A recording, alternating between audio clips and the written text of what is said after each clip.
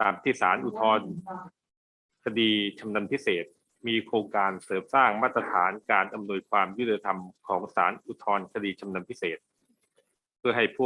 ผู้พิพากษาในแต่ละแผนกคดีของศาลอุทธรณ์คดีชำนาญพิเศษได้พัฒนาความรู้ความเชี่ยวชาญตลอดจนแลกเปลี่ยนความคิดเห็นทางวิชาการกับผู้มีความรู้ภายในและต่างประเทศเพื่อเป็นแนวทางในการพิจารณาพิพากษาคดีและเพื่อให้กระบวนการพิจารณาคดีชำนาญพิเศษของศาลยุติธรรมเป็นมาตรฐานเดียวกันรวมถึงอำนวยประโยชน์ด้านความยุติธรรมแก่ประชาชนได้อย่างถูกต้องรวดเร็วและเป็นธรรมสอดคล้องกับแผนยุทธศาสตร์ศาลยุติธรรมพ.ศ. 2565 ถึง 2568 ยุทธศาสตร์ทีเชื่อมั่นศรัทธาการอำนวยความยุติธรรมในการเสริมสร้างความเชี่ยวชาญในคดีชำนาญพิเศษและคดีที่มีลักษณะยุ่งยากซับซ้อนทั้งนี้การประชุมเชิงปฏิบัติการครั้งนี้จัดขึ้นโดยแผนกคดีล้มละลายในศาลอุทธรณ์คดีชำนาญพิเศษโดยจัดให้มีการบรรยายภาพรวมระบบกฎหมายล้มละลายและฟื้นฟูกิจการของประเทศออสเตรเลียกระบวนการชำระบัญชีตามคำสั่งศาลการปรับโครงสร้างหนี้ด้วยความสมัครใจและกระบวนการ receivership กระบวนการปรับโครงสร้างหนี้ที่เรียกว่า scheme of arrangement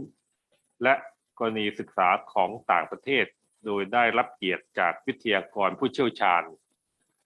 ดร.แอนดรูว์ ก็อดวินอาจารย์ประจำคณะนิติศาสตร์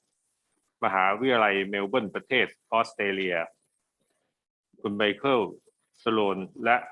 คุณอลินตาเคมินี่พาร์ทเนอร์ของสำนักงานทนายความแอสเฮิร์ตและคุณสจ๊วตไมเดน QC ที่ปรึกษาของโอเวนดิกสันแชมเบอร์ซึ่งได้สละเวลามาบรรยายเพิ่มพูนความรู้ให้แก่ผู้เข้าร่วมการประชุมทุกท่านและได้รับความอนุเคราะห์จากท่านกนกจุลมนนางสาวรังสิมารัตนผู้พิพากษาศาลจังหวัดสระแก้วและนางสาวประภาวินีธนศรีวัฒนาผู้พิพากษาศาลแขวงนครศรีธรรมราชซึ่งสละเวลามาทำหน้าที่ล่ามในวันนี้บัดนี้ได้เวลาอันสมควรแล้วกับผมขอเรียนเชิญท่านอโนชาชีวิตโสพลประธานศาลอุทธรณ์คดีชำนาญพิเศษได้โปรดกล่าวเปิดโครงการเสริมสร้างมาตรฐานการอำนวยความยุติธรรมของศาลอุทธรณ์คดีชำนาญพิเศษแผนกคดีล้มละลายเพื่อเป็นเกียรติแก่ผู้เข้าร่วมการประชุมต่อไปขอเรียนเชิญครับรองประธานศาลอุทธรณ์คดีชำนาญพิเศษรองอธิบดีผู้พิพากษาศาลล้มละลายกลางผู้พิพากษาศาลอุทธรณ์คดีชำนาญพิเศษเลขานุการศาลอุทธรณ์คดีชำนาญพิเศษและท่านผู้เข้าร่วมการประชุมเชิงปฏิบัติการทุกท่าน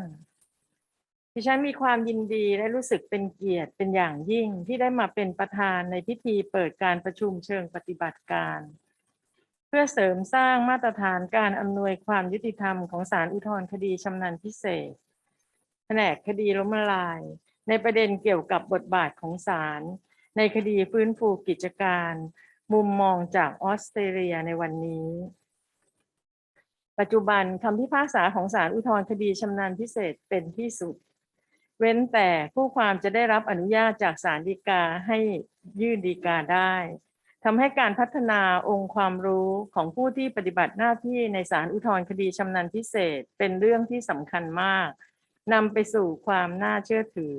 และการยอมรับของบุคคลในสังคมภายในและสังคมระหว่างประเทศและสืบเนื่องจากสภาพเศรษฐกิจในปัจจุบันที่หลายภาคส่วนประสบปัญหาจากสถานการณ์การแพร่ระบาดของโรคติดเชื้อไวรัสโคโรนา2019 ทำให้ประสบปัญหาและภาระหนี้ในการดำเนินกิจการด้วยเหตุนี้การศึกษาและทำความเข้าใจถึงประเด็นปัญหาทางกฎหมายล้มละลายโดยเฉพาะส่วนที่เกี่ยวกับศาลในการมีคำสั่งในคดีล้มละลายและคดีฟื้นฟูกิจการโดยเรียนรู้ จากประสบการณ์ของต่างประเทศจึงมีความสำคัญอย่างยิ่งต่อการพัฒนาและต่อยอดองค์ความรู้ของผู้ปฏิบัติหน้าที่ในศาลอุทธรณ์คดีชำนาญพิเศษตลอดจนศาลอุทธรณ์คดีชำนาญพิเศษให้มีความทันสมัยและเป็นไปอย่างมีมาตรฐานสอดคล้องกับความเปลี่ยนแปลงของสังคมการประชุมเชิงปฏิบัติการในวันนี้นับเป็นโอกาสอันดีที่ท่านผู้พิพากษาและผู้ที่สนใจทุกท่านจะได้รับความรู้เกี่ยวกับภาพรวมระบบกฎหมายล้มละลายและการฟื้นฟูกิจการของประเทศออสเตรเลียกระบวนการชำระบัญชีตามคำสั่งศาลการปรับโครงสร้างหนี้ด้วยความสมัครใจกระบวนการรีชิปชิปกระบวนการปรับโครงสร้างหนี้และกรณีศึกษาของต่างประเทศทั้งยังเป็นโอกาสอันดีแก่ผู้เข้าร่วมการประชุมทุกท่านที่จะได้แลกเปลี่ยนความคิดเห็นที่เป็นประโยชน์แก่กันซึ่งจะช่วยส่งเสริมให้การพิจารณาพิพากษาคดีของศาลอุทธรณ์คดีชำนาญพิเศษและในทุกชั้นศาลตลอดจนการปรับใช้และการบังคับใช้กฎหมายขององค์กรต่างๆเป็นไปอย่างมีประสิทธิภาพสอดคล้องกับเจตนารมณ์แห่งบทบัญญัติกฎหมายและบริบทของสังคมโลกที่เปลี่ยนแปลงไปเพื่อเป้าหมายสูงสุดในการอำนวยความยุติธรรมแก่ประชาชนดิฉันขอขอบคุณดร.แอนดรูว์ก็อดวินอาจารย์ประจำคณะนิติศาสตร์มหาวิทยาลัยเมลเบิร์นประเทศออสเตรเลียคุณไมเคิลสโลนคุณอลินตาเคมินีพาร์ทเนอร์ของสำนักงานทนายความแอสเฮิร์ตและคุณสจวตไมเดนคิวซีที่ปรึกษาของโอเวนดิกสันแชมเบอร์ที่กรุณาสละเวลาอันมีค่ามาให้ความรู้ขอบคุณท่านกนกจุลมนและท่านอัมพชาที่กรุณาประสานงานจนให้เกิดมีการจัดสัมมนาในครั้งนี้ขึ้นและขอขอบคุณนางสาวรังสิมารัตนะผู้พิพากษาศาลจังหวัดสระแก้วและนางสาวประภาวินีธนศรีวัฒนาผู้พิพากษาศาลแขวงนครศรีธรรมราชที่สละเวลาอันมีค่ามาทำหน้าที่ร่ามในวันนี้ตลอดจนขอขอบคุณผู้เข้าร่วมการประชุมทุกท่านและผู้เกี่ยวข้องทุกฝ่ายที่ได้ดำเนินการจัดให้มีการประชุมเชิงปฏิบัติการครั้งนี้ขึ้นบัดนี้ได้เวลาอันสมควรแล้วดิฉันขอเปิดการประชุมเชิงปฏิบัติการโครงการเสริมสร้างมาตรฐานการอำนวยความยุติธรรมของศาลอุทธรณ์คดีชำนาญพิเศษแผนกคดีล้มละลายและขออำนวยพรให้การจัดการประชุมเชิงปฏิบัติการเป็นไปด้วยความเรียบร้อยบรรลุผลสำเร็จตามวัตถุประสงค์ของการจัดการประชุมทุกประการ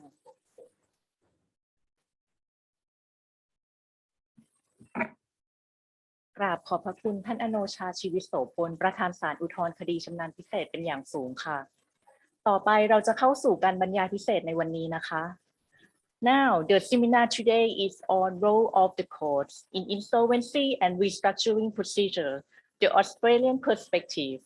Dr. Andrew Godwin Mr. Michael Sloan and Ms. Alinta Kemini will present an overview of Australian insolvency and restructuring regimes which are liquidation,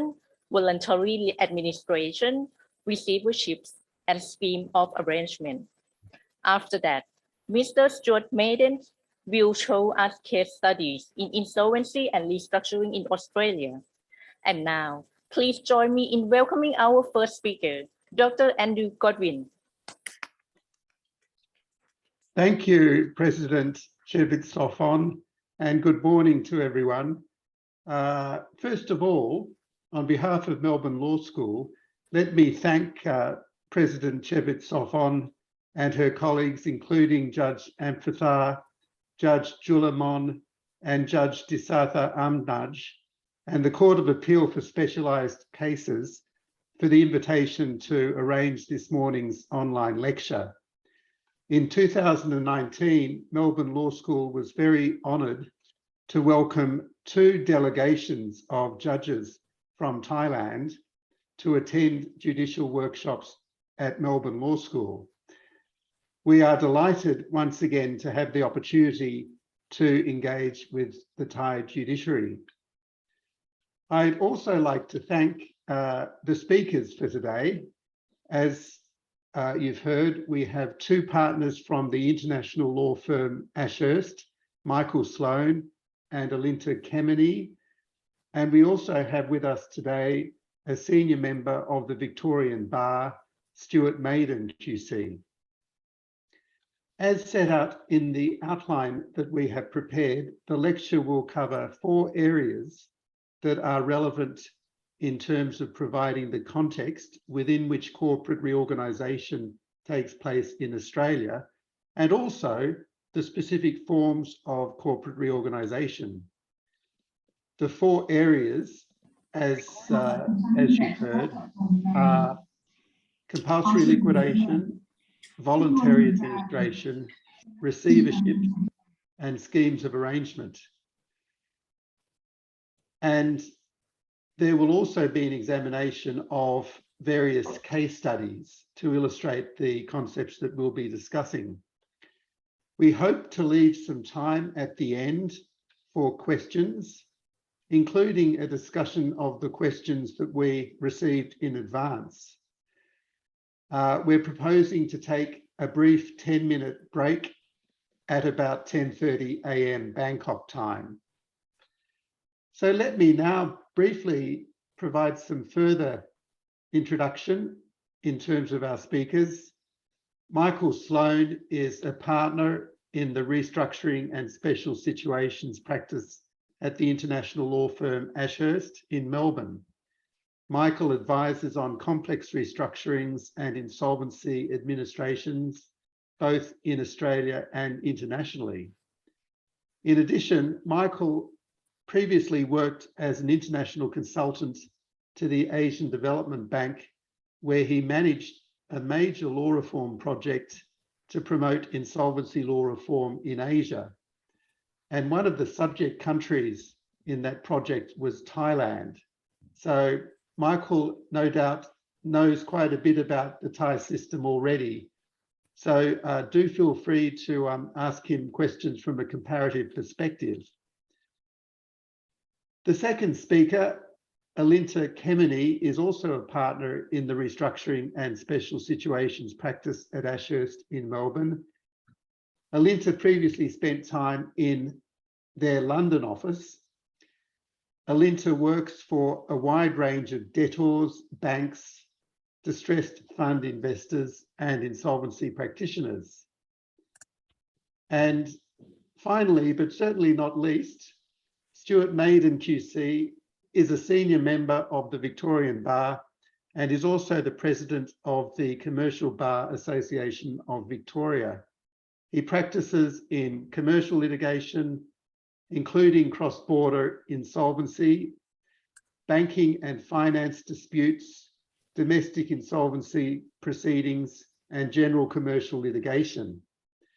Stuart has edited and co-authored books and book chapters on insolvency and private international law, and his journal articles have been cited in superior court judgments. So I would like to welcome all of the speakers to today's seminar and thank them once again for their time. Now, I think, Michael, if you'll be speaking first, it will be possible to share your slides. Let me know if you have any problems. I was able to share my slides before. And I think Johanna, who's also with Ashurst, will be operating the slides. And could I also welcome Johanna and thank her for the time that she spent in helping all of us to prepare for today's seminar. So let me now invite the first speaker to provide the presentation. Thank you, Andrew. It's Michael speaking. It is a great honour to be asked to present to you. It means a lot, especially given the number and the seniority of the audience. It is a privilege. So on behalf of Alinta, Stuart, Johanna, and I thank you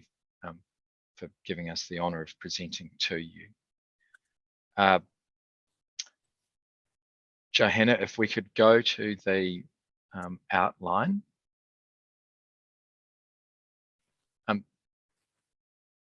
This slide sets out the outline of speakers. First, we will do a comparative overview of the insolvency and restructuring regimes of Australia and Thailand. Johanna will present that because she has done a power of work in relation to preparing this paper, and I think it's only right that she gets an opportunity to present. So she will have primary carriage of that. We will then move on to liquidation, which I will do. Alinta will talk about voluntary administration. Then I'll come back, we'll have a break, and after that, I'll come back to receiverships, Alinta on schemes of arrangement, and then Stuart Maiden QC will provide some practical case studies of how the courts have a role. มาดูสิคนนี้คือ professor ที่ออสเตรเลียที่เคยไปขออธิบาย I'm sorry, Michael. We are working on him. I'm sorry. You're working on what? Okay, we are good now. You can continue, Michael. Okay. Thank you. Thank you. Thank you. So Alinta will talk about schemes of arrangement, then Stuart Maiden QC will give practical case studies of how courts supervise and are involved with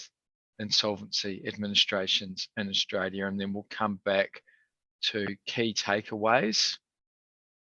and then Q&A. Okay. We will try to speak both slowly and clearly. I know that there's time for questions at the end, but I am happy if there is a particular question that arises during the course of the presentation for you to put up your hand and we can deal with it there and then if that's what you'd like. It doesn't matter. If it's at the end, it's fine. If it's during it, it's okay as well. So that's the structure. We will now move to the overview of the insolvency processes in Australia as compared to Thailand, and I will pass to Johanna to do that. Thank you, Johanna. Good morning, everyone. So we'll be looking at the comparison between the restructuring procedures in Australia compared to that of Thailand. As an overview, Australia has 4 key restructuring and insolvency procedures. As discussed before, those are liquidations, voluntary administrations, receiverships, and schemes of arrangement. Throughout all of these procedures, the court plays a supervisory role in overseeing the procedures and arrangements throughout the process.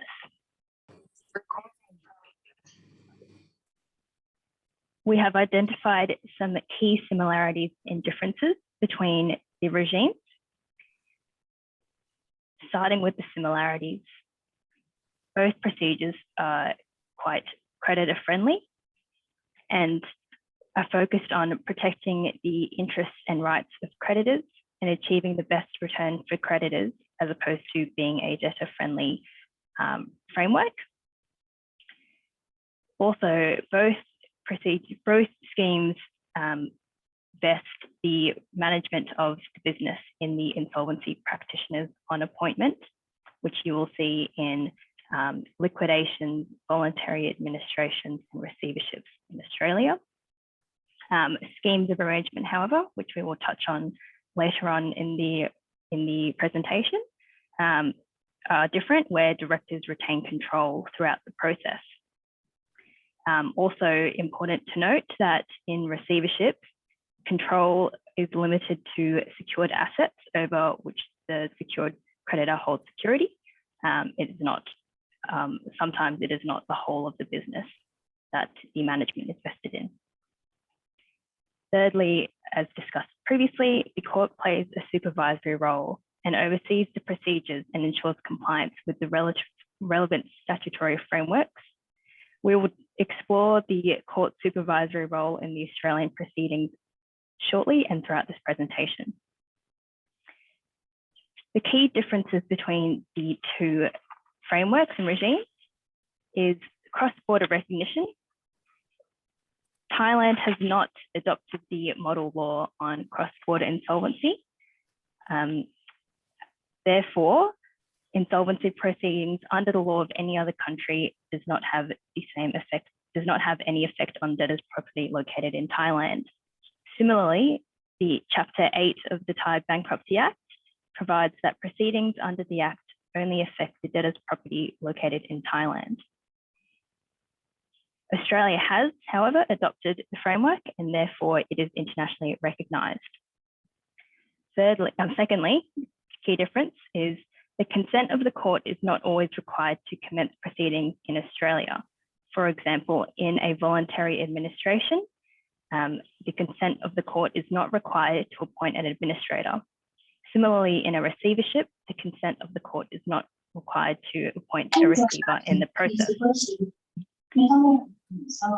Thirdly, the variety of restructuring options available. In Australia, as I noted previously, there are 4 key restructuring procedures. We have schemes of arrangement as well as receiverships, in addition to liquidations in voluntary administrations. Whereas Thailand, from our understanding, only has bankruptcy proceedings and business reorganisation proceedings. We'll now move on to the compulsory liquidation. So as an overview of a compulsory liquidation, the purpose of the liquidation is to collect and realise the company's assets, distribute the proceeds of their sales to the company's creditors, and wind up the company's affairs. As you can see on the slide, this is quite similar to the bankruptcy proceedings in Thailand. The only difference here is in Australia, a liquidation procedure typically involves complete winding up of a company, which includes deregistering the business. In Thailand, a debtor can be discharged from bankruptcy upon either a court order or automatic discharge after 3 years.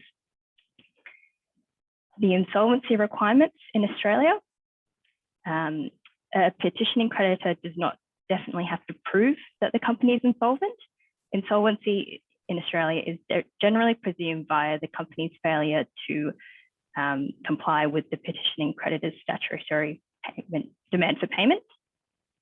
That so it does not necessarily mean that the company has to be insolvent. In Thailand,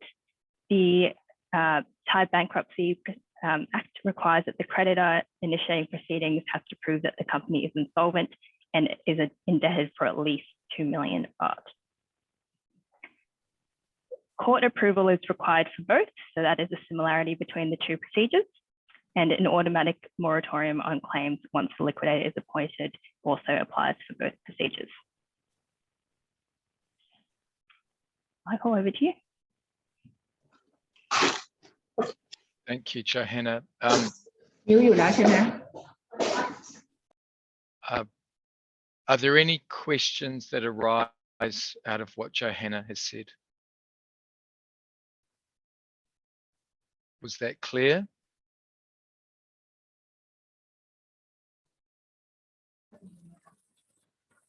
I don't think we have any question at the moment. Michael, you may proceed. Thank you. Thank you. Okay, so I'll start reading the quote. So the court's supervisory role in the course of a winding up is to ensure that the winding up laws are properly interpreted and applied to correct mistakes, and to supervise the exercise of compulsory processes in relation to the examination of persons. So I think it is key that courts take a hands-off approach. They regard themselves as just looking down and being involved only when necessary, and generally only on application. So the courts have a rather limited role in liquidation. It is not one where the courts are reported to or are always present. They are there only if needed.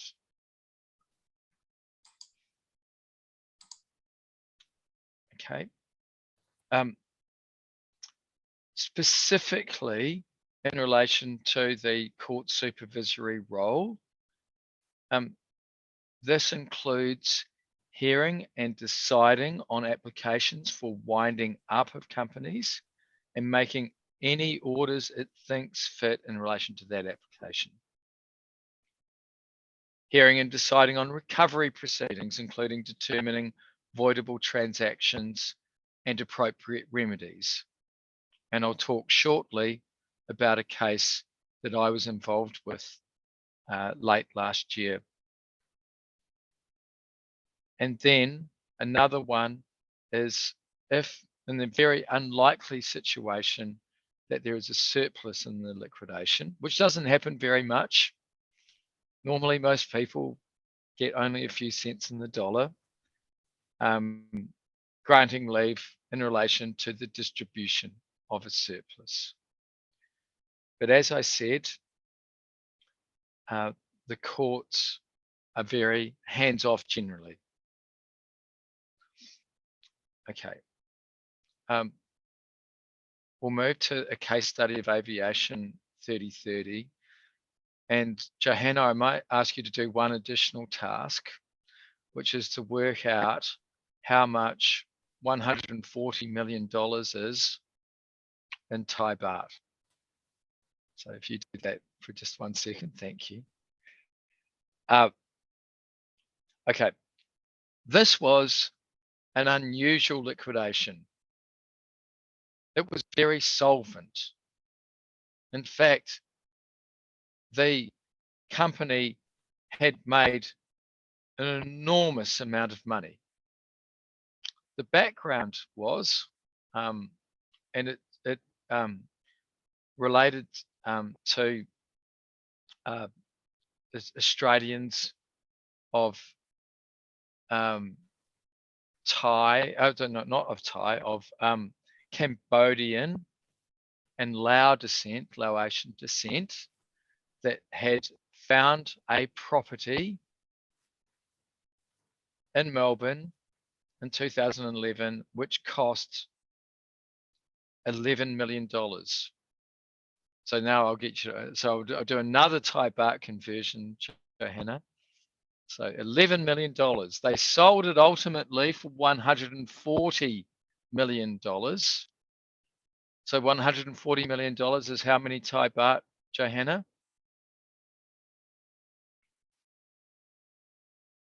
$3,504,000,000. Okay. Dollars. It's a lot of zeros. Three billion. Okay. So 3.5 billion Thai baht. 3.5 billion. And what did they buy it for originally? If it was $11 million. 2 seconds.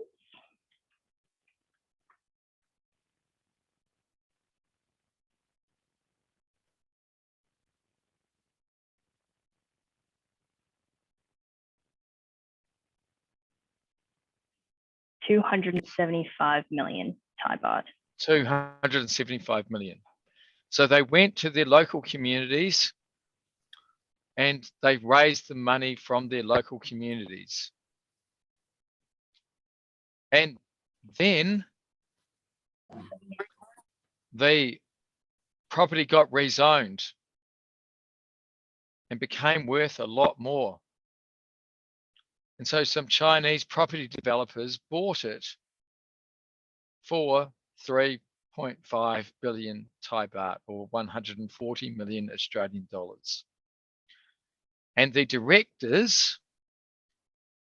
who had found the property thought,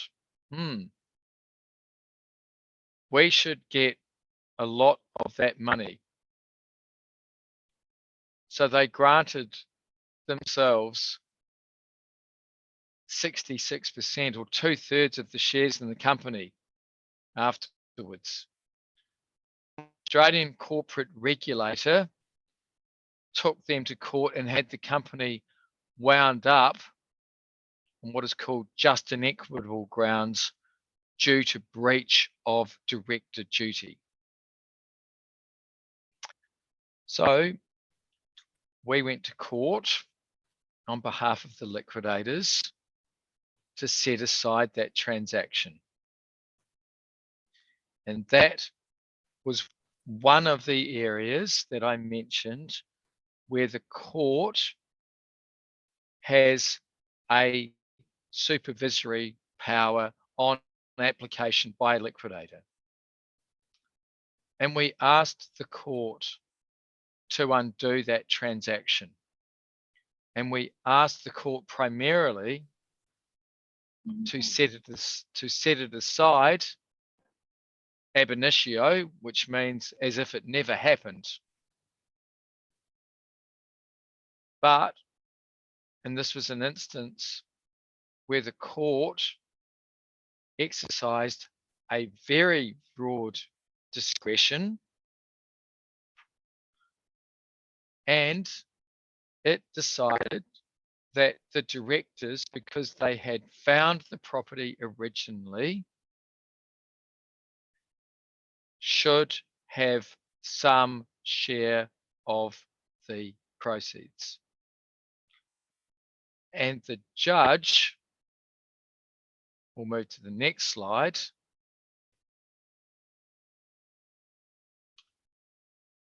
used a Greek expression where he decided to cut the watermelon in half. So that was an instance of the court acting, albeit in a supervisory fashion, but in quite an interventionist way to try and fashion a result which it thought was fair. And it acted very commercially. And we're going to contrast that later with some comments where courts are reluctant to act commercially. But it demonstrates that the role of the court is not always predictable, because in that case we had one judge who thought that the conduct was so egregious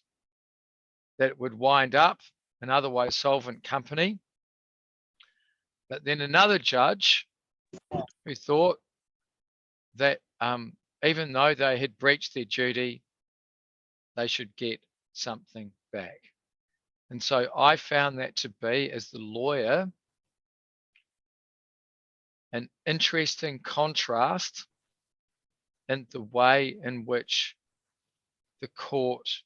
has a role in relation to liquidation. So I might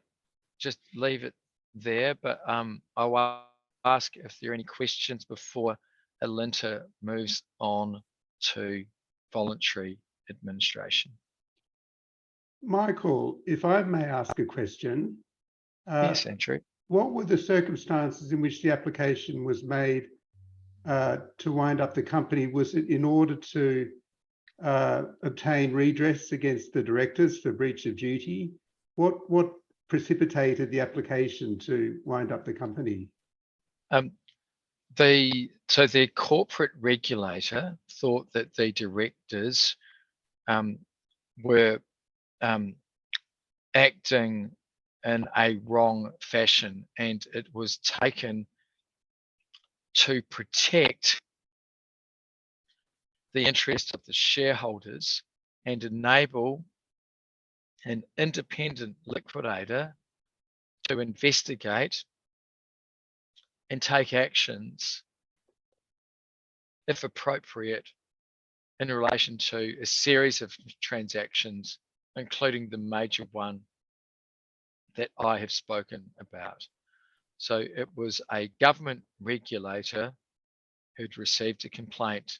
who then took an application to court, and the court appointed liquidators on what is called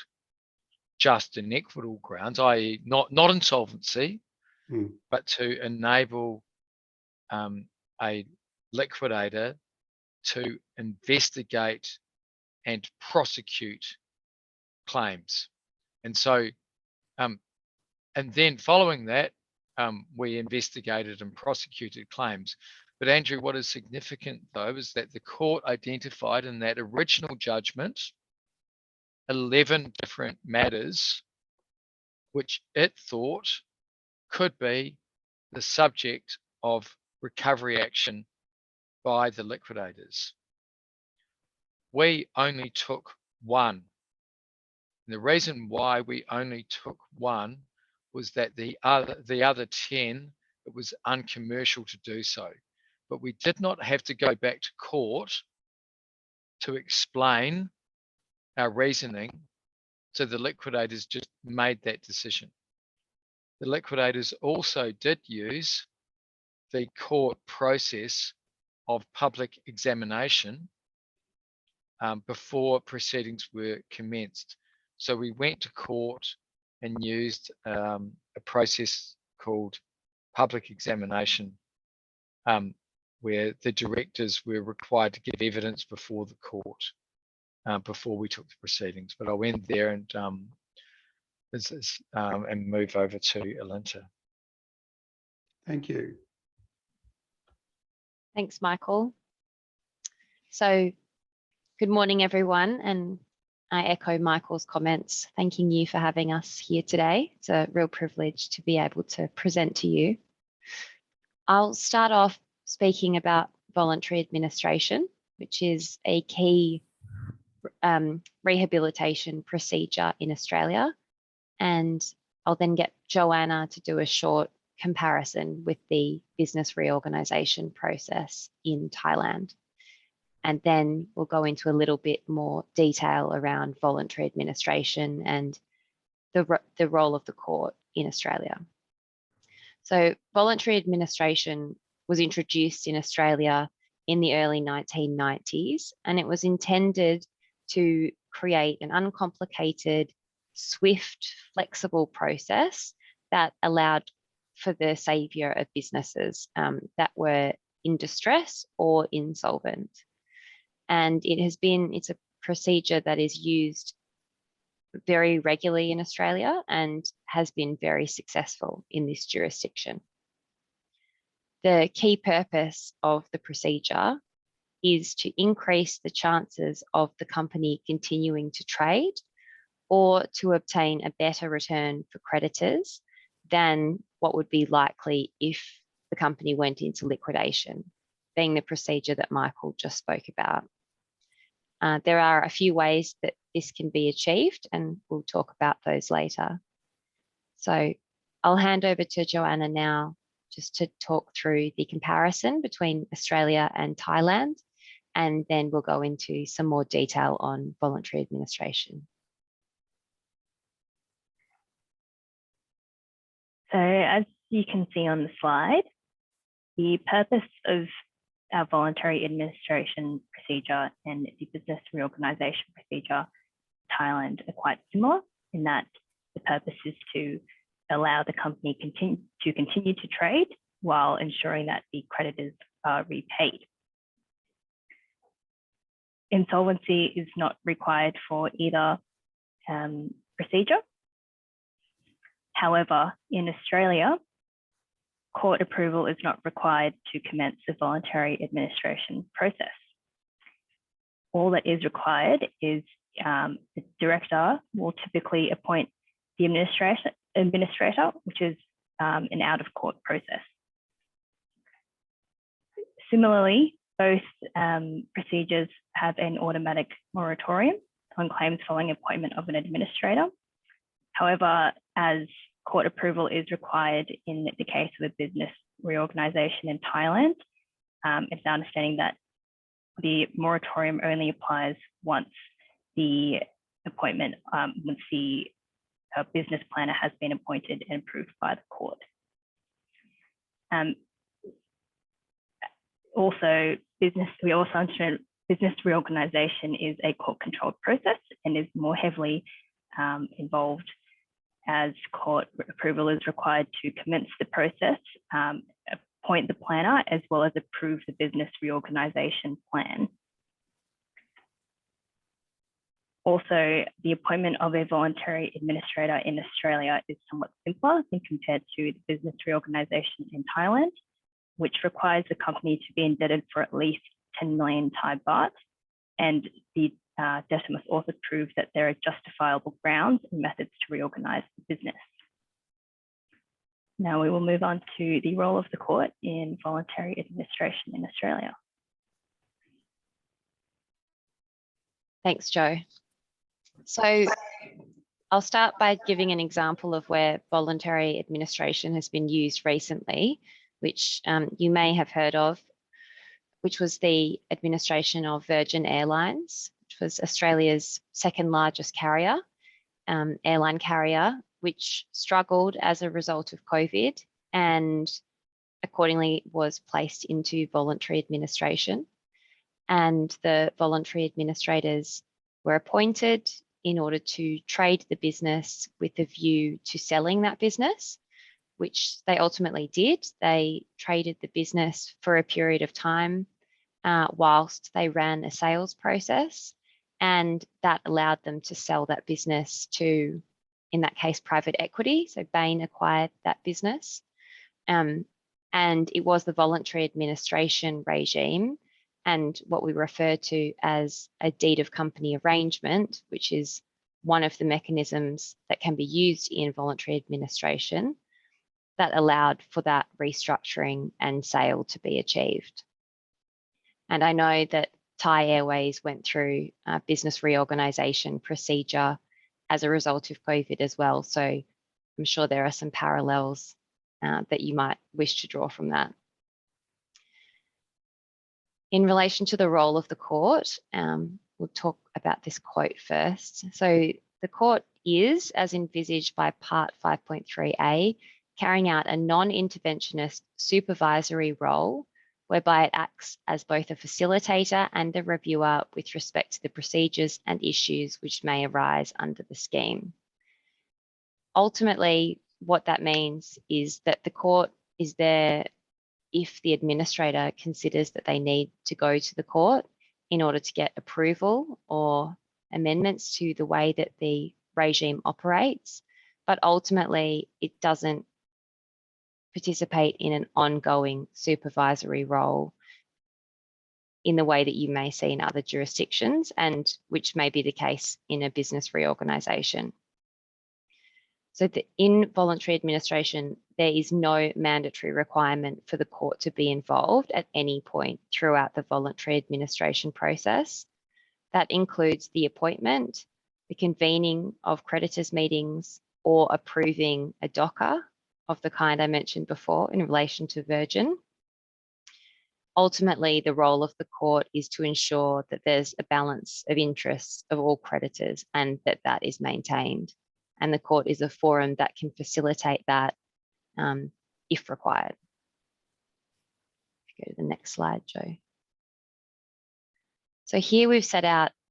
the very broad discretionary powers that the court has to perform its supervisory role.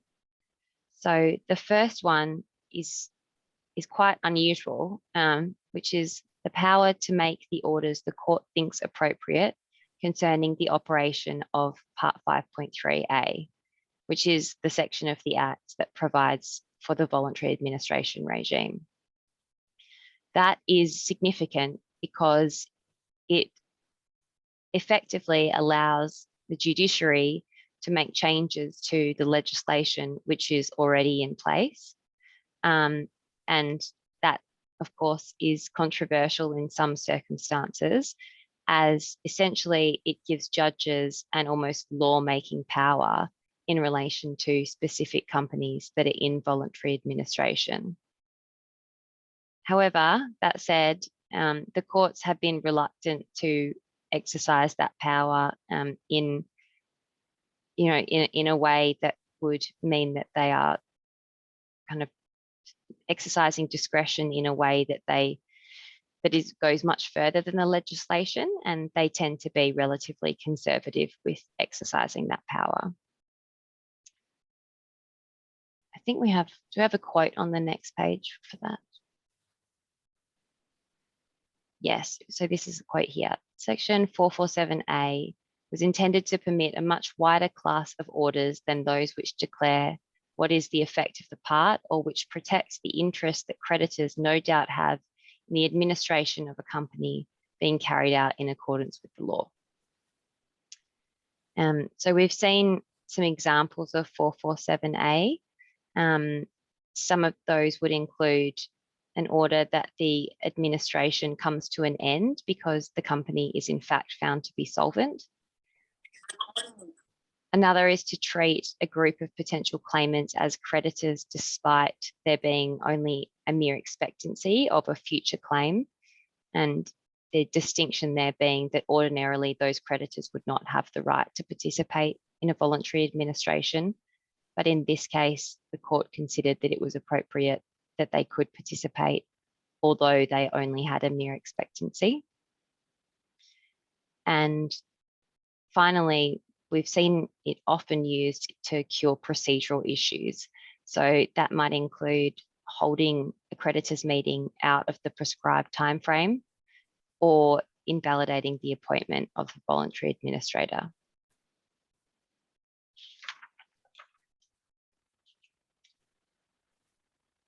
The next slide, we talk about the other key power that we see the courts regularly exercise, which relates to the convening of the second creditors meeting. So the purpose of voluntary administration is to create a swift process that allows a restructuring to occur promptly. And for this reason, there is a short time frame that's prescribed by the legislation, whereby the voluntary administrator, who is an independent insolvency practitioner, will call meeting of creditors. So you can see on this slide, the first meeting of creditors is held within 8 business days from the date that the administrator is appointed. And the administrator is then expected to do an analysis and investigation in relation to the business and propose a recommendation or recommendations to the creditors for the creditors to consider at the second creditors meeting. Generally, that second creditors meeting should be held within 25 days of business days from the appointment of administrators. But naturally, there are often circumstances which mean that the administrators need far longer in order to ascertain what their recommendations are in relation to the business. For that reason, it's often a matter for the court to consider whether or not to grant an extension of time in order to give the administrators more time to formulate recommendations to creditors. The key considerations that the court will have will be the size and scope of the business. So I spoke about Virgin Airlines before. That's an example where the court granted extensions to the convening period because the business was so significant and the administrators needed more time in order to be able to put a proposal to creditors. The second is the complexity of the organisational structure and the complexity of the administration itself. The court will also consider whether that extension of time is likely to enhance the return for creditors. There have been some cases, although not many, in which the court has not been satisfied that an extension would result in an increased return for creditors. And in those circumstances, the court has declined to provide the extension. The court will also consider the reasons for the delay and whether an extension will prejudice stakeholders. As we mentioned before, upon an administrator being appointed, a moratorium comes into effect, which prevents creditors largely from exercising their rights against the company. And so the court will always be very conscious of balancing creditors' rights as against what's required in order to try and pursue a rescue of the business. That comes to the end of those slides. Michael, did you have anything that you wanted to add in relation to voluntary administration?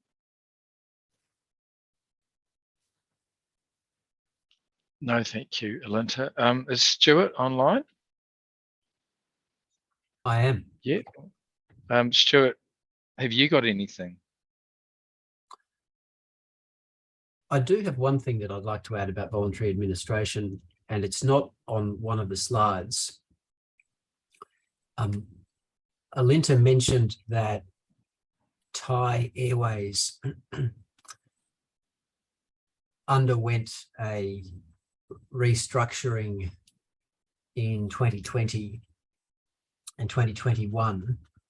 and that restructuring was recognised by the Australian courts under the model law on cross-border insolvency that is used in Australia. As part of that recognition, the Australian law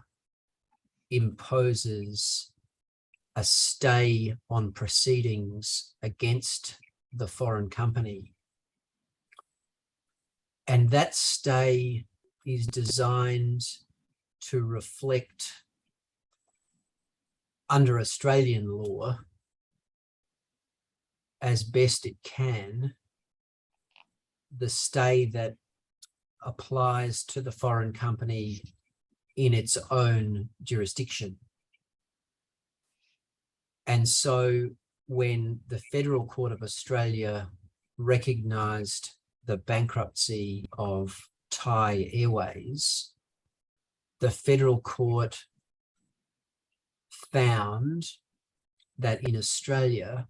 Thai Airways got the benefit of the same stay that it would have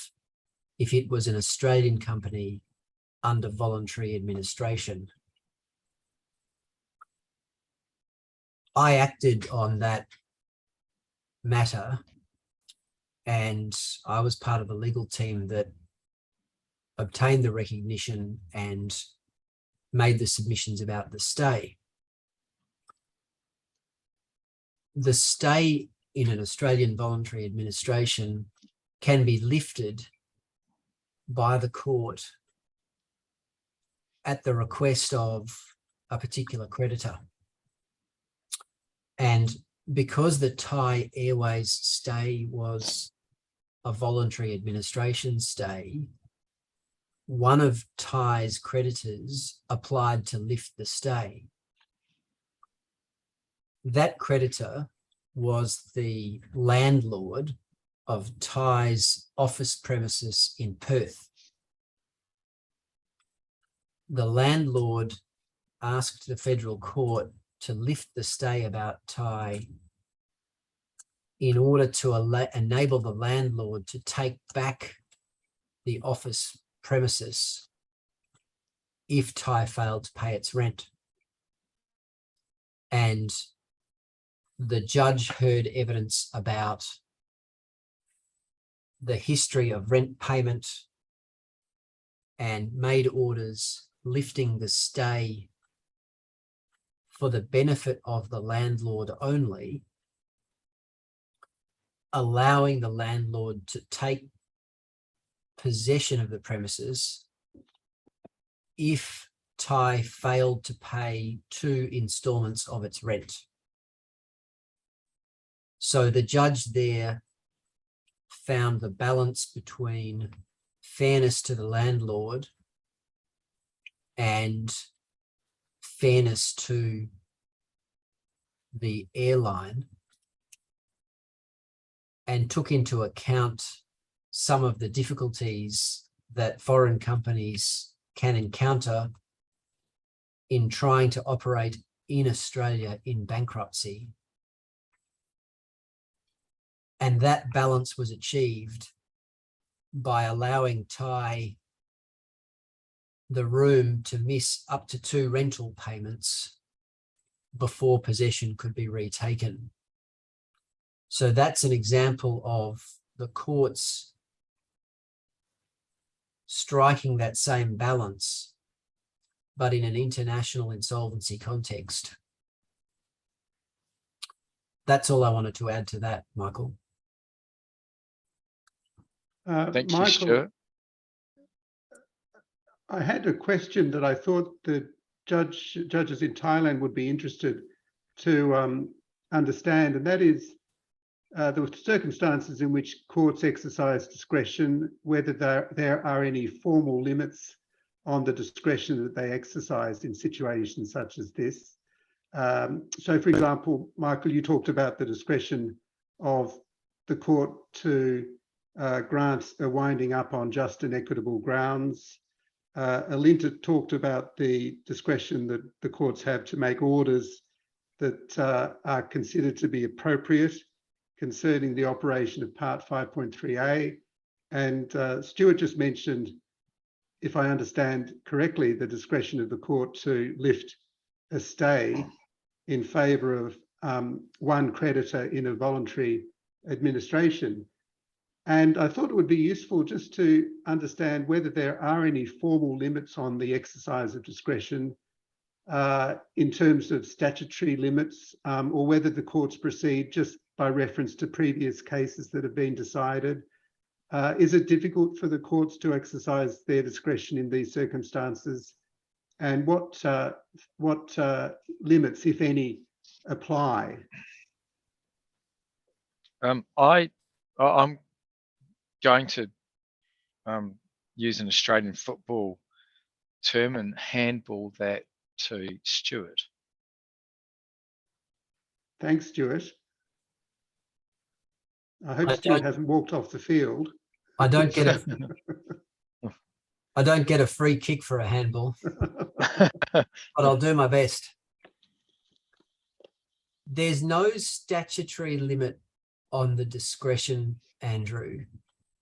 but what the courts have consistently done in approaching the exercise of that discretion is referred to the object of Part 5.3a of the Corporations Act. And that's the voluntary administration part.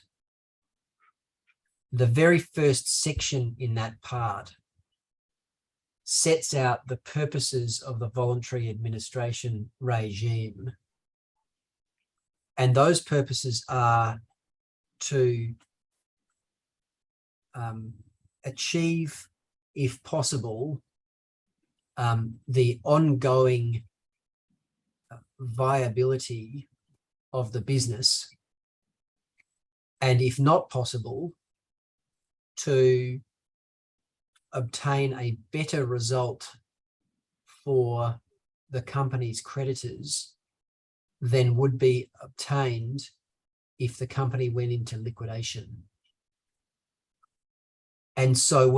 whenever a court is considering the exercise of a discretionary power under the voluntary administration part, it considers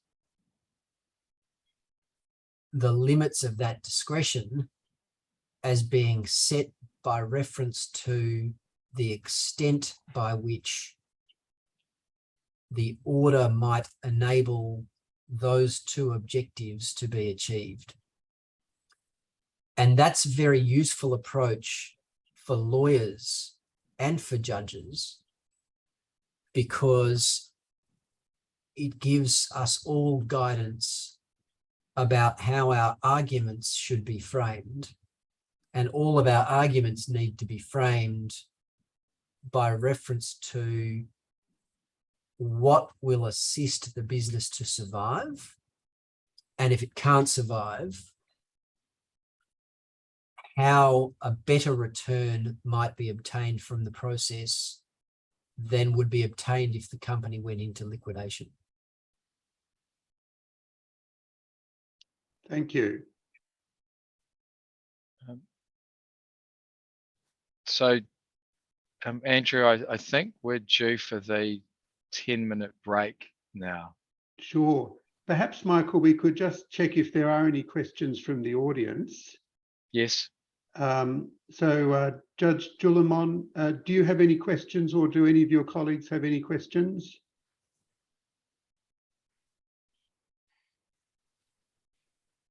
เรียนเชิญท่านอาจารย์ได้นะครับถ้ามีคำถามในช่วงต้นเพราะว่าเรามีเวลาอยู่ได้สัก1-2คำถามเรียนเชิญท่านอาจารย์ได้นะครับ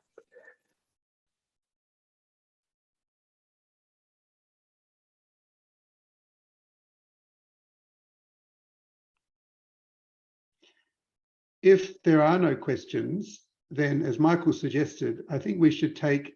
perhaps a 15-minute break and return at, let's see, 10:30 a.m. Bangkok time, which is 1:30 p.m. Melbourne time. So once again, 10:30 a.m. Bangkok time and 1:30 p.m. Melbourne time. So let's take a 15-minute break and reconvene then. Thanks very much. Thank you, Andrew. See you in 15 minutes.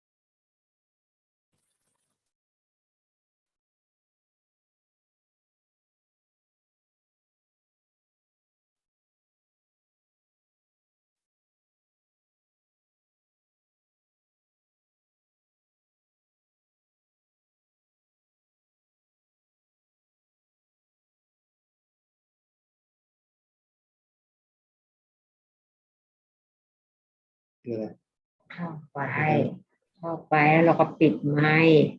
ห้ามกด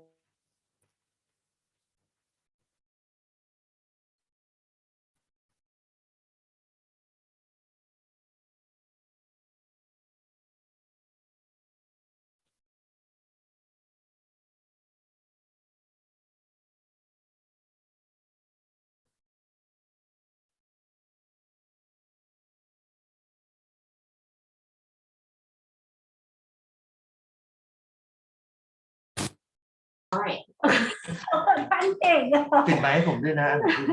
ไมค์กับกล้อง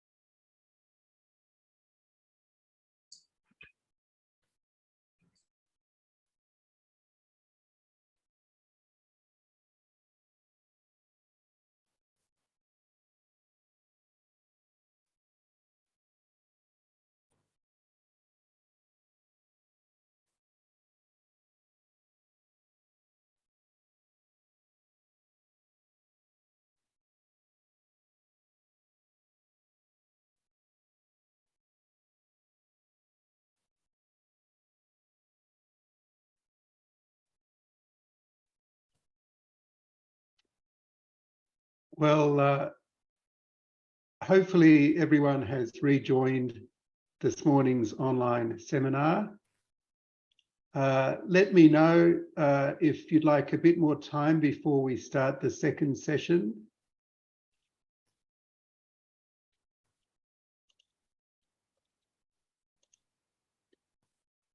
Perhaps we'll give everyone another minute or so to rejoin.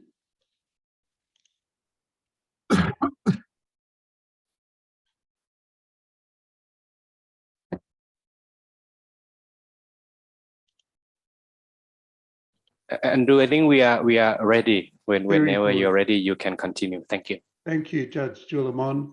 So in the first session this morning, our speakers talked about liquidation and voluntary administration, two of the insolvency-related procedures in Australia, and some comparative reference was made to the position in Thailand. And so in the second session this morning, Michael and Alinta will be talking about two other procedures, and also Stuart Maiden, QC, will be sharing with us his experience in various case studies. So the two procedures that Michael and Alinta will be talking about are receiverships and schemes of arrangement. So I think Alinta, or Michael, you'll be presenting on receiverships. That's right, Andrew. Thank you. Thank you, Michael. Thank you, Andrew. Okay. So there is no comparator in Thai law with receivership. I think it's important that when we talk about receivership here, we are talking about privately appointed receivers, which occur 99 times out of 100. There is an ability for a court to appoint a receiver,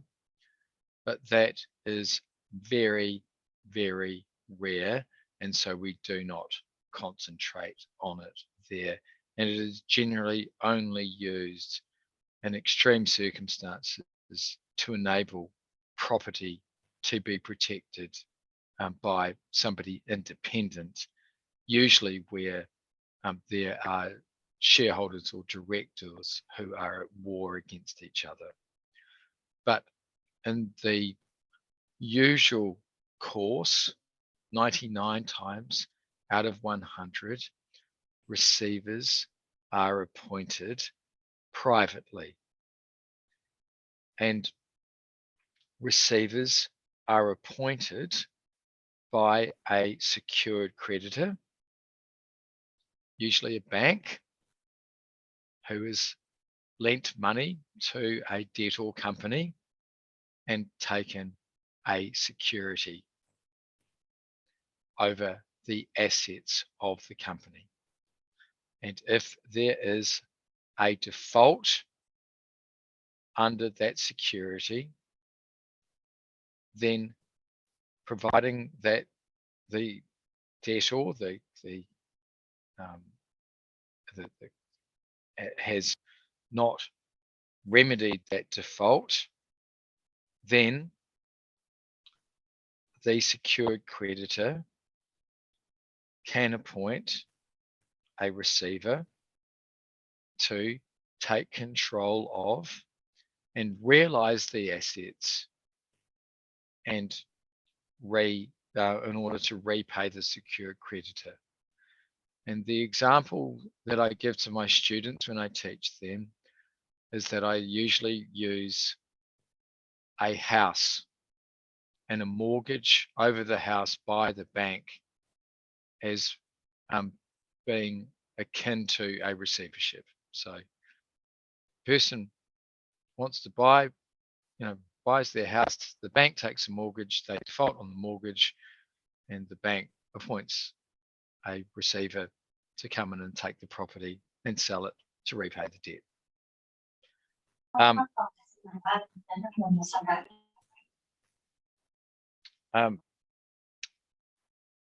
Solvency, look, usually a company in receivership, generally speaking, is insolvent. That's generally the case, but it is not a requirement. The requirement is that there is a default under the terms of the security that is taken out. A default under the mortgage or security, lien is another phrase used internationally. But it is a default. It's not absolute that insolvency is required, but it usually is present. Court approval is not required. It's an out of court process. Again, it's supervised by the court. Because it is a private process, there is not an automatic moratorium. So so other people can continue to take proceedings against and take actions against the company. It's just that the secured creditor appointing the receiver takes charge and control over the secured assets. Okay, so that is receivership in summary. Johanna will move to the next slide.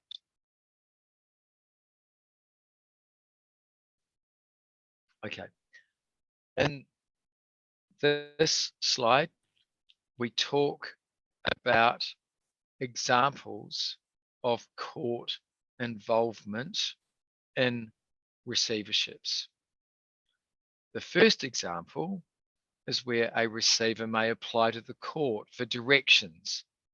about the conduct or a matter arising from the receivership. And I'll talk about that in the next couple of slides. The next point is, the next matter that you typically see courts being involved with is what one of the prime sections of the Corporations Act for receivers, which is 420A of the Corporations Act, and that relates to the receiver's duty of care in exercising a power of sale.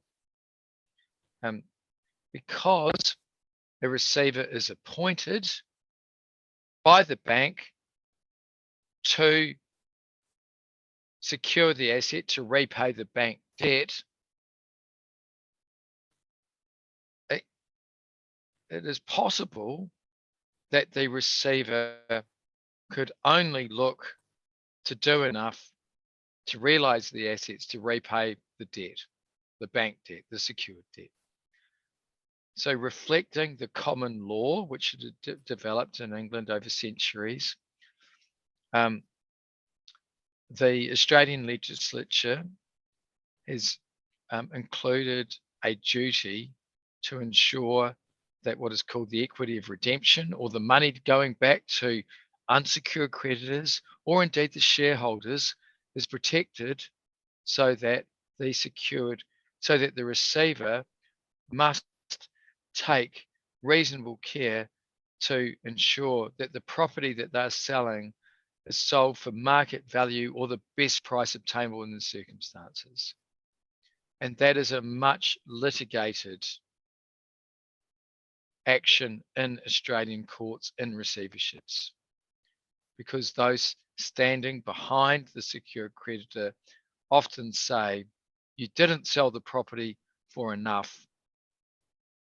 So that's 420A, so that's that.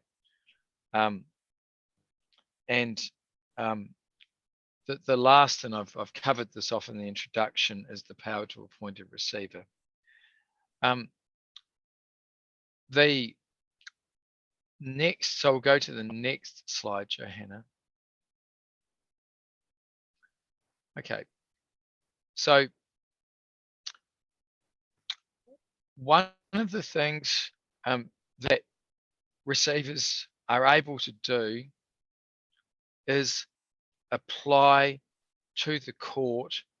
for directions.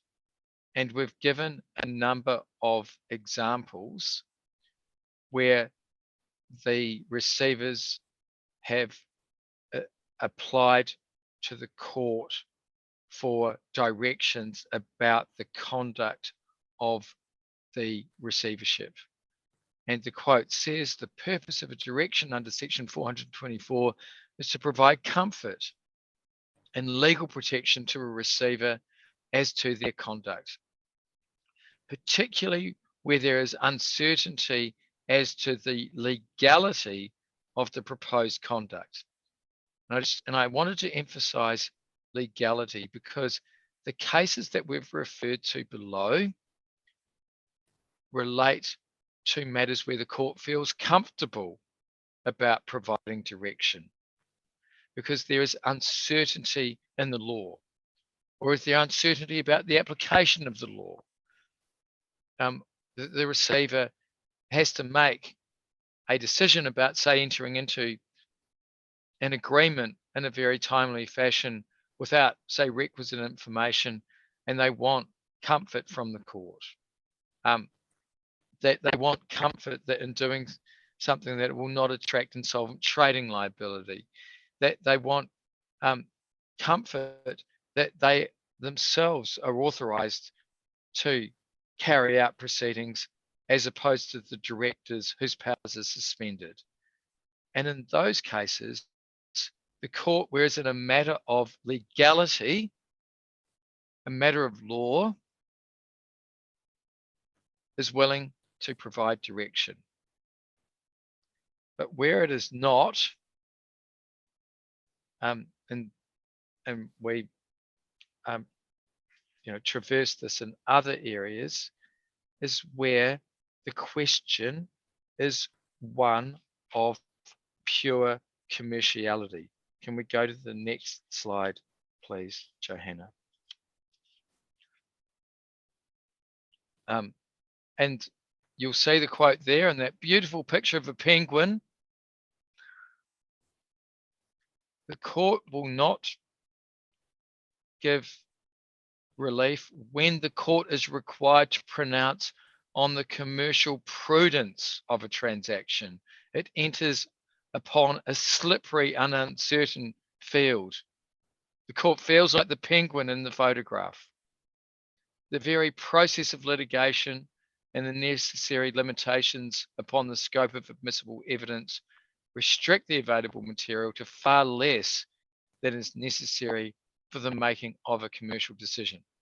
So the courts draw a line where they feel uncomfortable that they are asked to act in a commercial fashion. If they're making business decisions, they say that it is the job of the receiver and sometimes the administrator or the liquidator to make those commercial decisions. And this is where Australia is slightly different, and I might get Alinta to comment, and to the United States, because United States judges are more inclined to express a view on commercial matters than Australian judges. Australian judges generally say, look, you've got an independent accountant in there. They're there to make the commercial decisions. They make them. Alinta, the US. Sorry, you're on mute, Alinta.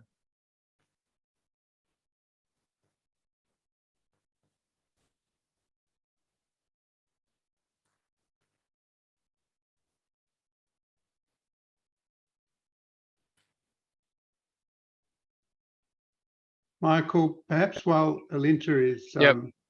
trying to get the... I'll move on. I'll move on. The sound there. Anyway. Well, I just had a question myself, if I may. Yes. Yes. Does this question about what falls into the category of a commercial matter come up very often? Is it relatively easy for receivers to determine what falls into that category, or is it quite frequently litigated? And what are some of the areas in which the issues are the most complex in that regard?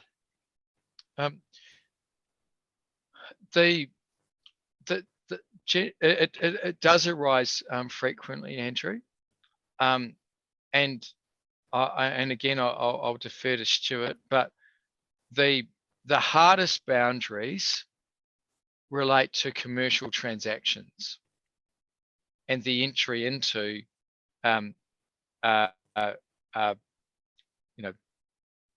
agreements, usually at a relatively fast pace, without, say, in involuntary administration, gaining the consent of creditors. That is usually the position where there is limited time, limited information, and the receivers feel potentially personally exposed. And that's part of the reason why I spoke about 420A, Andrew, because of the personal exposure that practitioners can have. And again, sometimes it depends on the court. Some courts will feel more emboldened about defining the questions posed as to ones that give rise to questions as to law. Others will say, no, that's a matter for you. That's your commercial decision. You know far more about this than I do. And if you want to, and that's why you're appointed to make decisions. And so you make the decision. I'm not going to make one for you, but I'll pass over to Stuart to see whether he's got anything to add. No, I think you've covered it, Michael. And the profession, that is the insolvency profession and the legal profession, now understand quite well the distinction between commercial and legal decisions. So it's not a matter that arises in reported decisions very often, and I can't even recall one where recently where a judge has declined to make an order because the decision is a commercial one. Generally, the insolvency practitioner, him or herself, or his or her lawyers, will identify that before making the application. Having said that, the way that applications for directions are usually framed also means that the courts aren't asked to deal with the commercial aspects. What the usual question that is posed says is the receiver acting reasonably or acting properly or justified in doing this thing? Typically is the receiver justified in entering into a particular transaction? And usually the reason that a receiver will ask that question is because there's some legal question about the right to enter into the transaction, or the ownership of the property that's the subject of the transaction, or the legality of the transaction in question. Sometimes in litigation,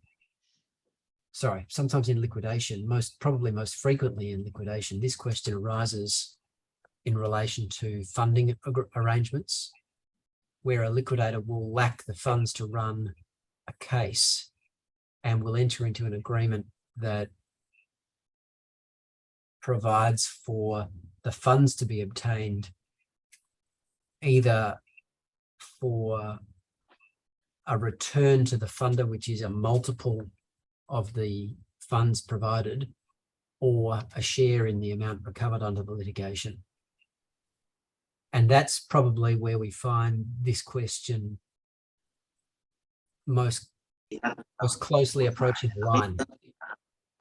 because the court is asked to endorse the entry into an agreement that provides for a large return to a funder. And while you might think that endorsing the return to the funder as being fair and reasonable for the creditors is a commercial question, the judges treat it as a legal question and take it into account when they're deciding whether or not to approve a funding arrangement.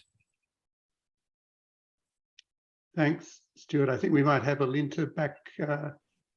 with the sound. Is that correct, Alinta? You hear me, Andrew? Yes, I can. Yes, great. I actually might defer my answer to that question until I go into the schemes of arrangement, because I think it probably dovetails quite well with that. So, Okay. So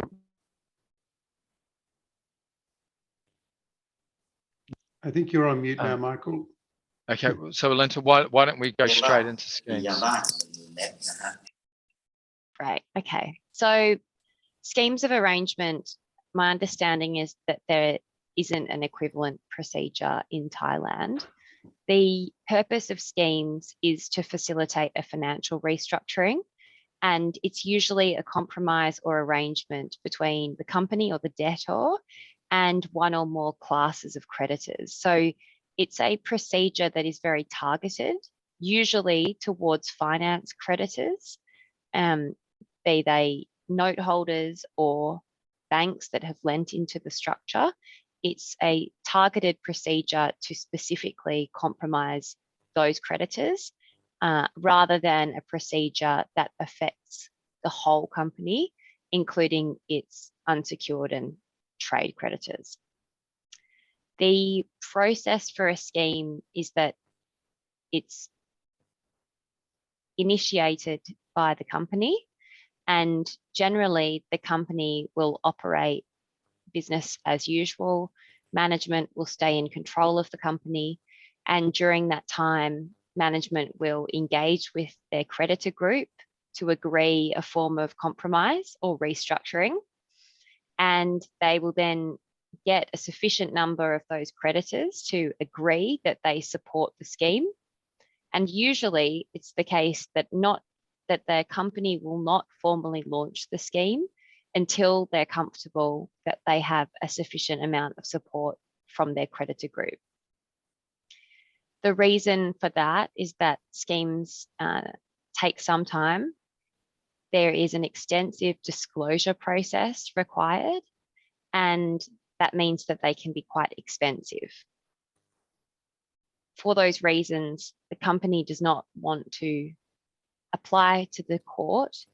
to seek a scheme of arrangement unless it has a reasonable degree of comfort that ultimately creditors will approve the compromise. So ultimately, the scheme needs to be approved by 75% by value and a majority in number of the creditors in the relevant class that are present and voting. And court approval is also required, and there are 2 hearings for the schemes. While the company is pursuing the scheme, there's no automatic moratorium on claims. And we've talked about that throughout the other procedures and the fact that the moratorium can provide protection to the company from claims being brought by other creditors that might disrupt the restructuring process. In schemes of arrangement, there is no automatic moratorium, but it is common practice for an application to be made when the application for the scheme is made to the court to request moratorium. And in each of the instances that we have seen it applied for, the court has always been happy to grant the moratorium in order to provide protection to creditors. Ultimately, it's a matter for the court's discretion, but we have never seen the court take issue with granting that protection to help the company trade through the period while it pursues the scheme. For context, we talk a lot about creditor schemes in Australia, and they are very similar to creditor schemes of arrangement in the United Kingdom. But due to the size and complexity, we tend to only see the procedure used 1 or 2 times a year in Australia. So whilst we talk about them a lot and they are a very useful procedure for the right company, they're not as frequently used across the market as, for example, receivership that Michael was talking about, or voluntary administration that we covered earlier today. Joe, we might move to the next slide, please. Thank you. So this sets out the typical timeline and the role of the court in relation to schemes of arrangement. So the court does play a significant role in the approval of schemes, and that includes considering the applicable legal principles and procedural matters that the company must follow. The court's role is predominantly supervisory. It doesn't extend to determining whether the scheme is intrinsically fair to creditors or the commercial merits of the scheme. And this dovetails to what Michael and Stuart were talking about earlier, where the court will not transgress into considering the pure commercial reality, and it will, in circumstances where there are sophisticated creditors in particular,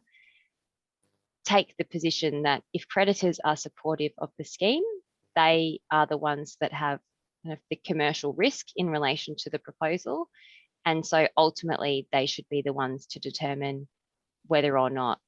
the scheme is commercially viable. And that is different to, for example, Chapter 11, where the court will be a lot more interventionist. They will take evidence from experts in relation to the commerciality of the scheme and will dive into the business plan, the assumptions underlying the business plan, and in some instances will refuse to confirm the plan on the basis that they don't consider that the assumptions are appropriate, or perhaps they're not conservative enough. And I have seen that happen on Chapter 11 cases that I've worked on before. That is quite different to the role that an Australian court will play in relation to a scheme of arrangement. Alinta, you're talking here, of course, about Chapter 11 of the US Bankruptcy Code. Yes, that's right. Thanks, Andrew.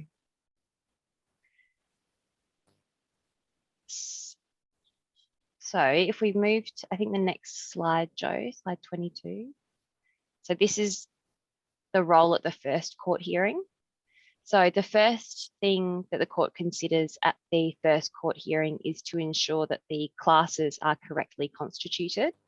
As I mentioned before, for schemes of arrangement, the scheme will only compromise those creditors that are identified as being within a specific class. So that may be, for example, a class of secured creditors who vote together and effectively can drag other dissenting creditors through the process if the requisite approvals are obtained. Or you might see one class of secured creditors and then another class of unsecured creditors. And each of those classes are required to vote separately because they're considered to have rights that are so dissimilar that they cannot sensibly consult together. The analysis of what constitutes a class and whether or not classes are constituted correctly is very important. From the debtor's perspective, it's important because having multiple classes creates additional risk of execution, and it gives those creditor groups greater rights because they effectively have a veto right in relation to the scheme. So the more creditors that you can get into one class, the better. But on the other side, on the flip side, it's important for the court to ensure that there aren't some creditors that are being dragged by other creditors where their rights are substantially different. So that is a key test that the court will consider when at the first court hearing, when they're deciding whether or not to convene the relevant meetings for the creditors to vote on the scheme. The second thing that the court will consider is just the information that's available to creditors. I mentioned there's an extensive disclosure exercise that's required, and that includes an outline of the financial performance of the company, the business of the company, its financial position, as well as an independent expert report that supports the company's financial position and shows the creditors what the alternative would be if they do not vote in favour of the scheme. So usually that would be an independent expert report that sets out the returns to creditors on a liquidation or administration, as opposed to what they would receive under the scheme. And the role of the court is to review the proposal, not on its merits or commerciality, but to ensure that the explanatory statement or the disclosure document presents a fair picture of the proposal and will allow the creditors to fairly consider the proposal. So in that sense, the function of the court at that first hearing is mainly supervisory, and it's really limited to those earlier matters that I just outlined. The court will often give consideration to merits and fairness as well, including whether there is kind of prejudice to be suffered by a minority of creditors, although that's within the framework of, the commercial reality being driven by creditors themselves. Go to the next slide, Joe. So these are the key factors that the court will consider when deciding whether or not it will convene the meetings of creditors. The main ones being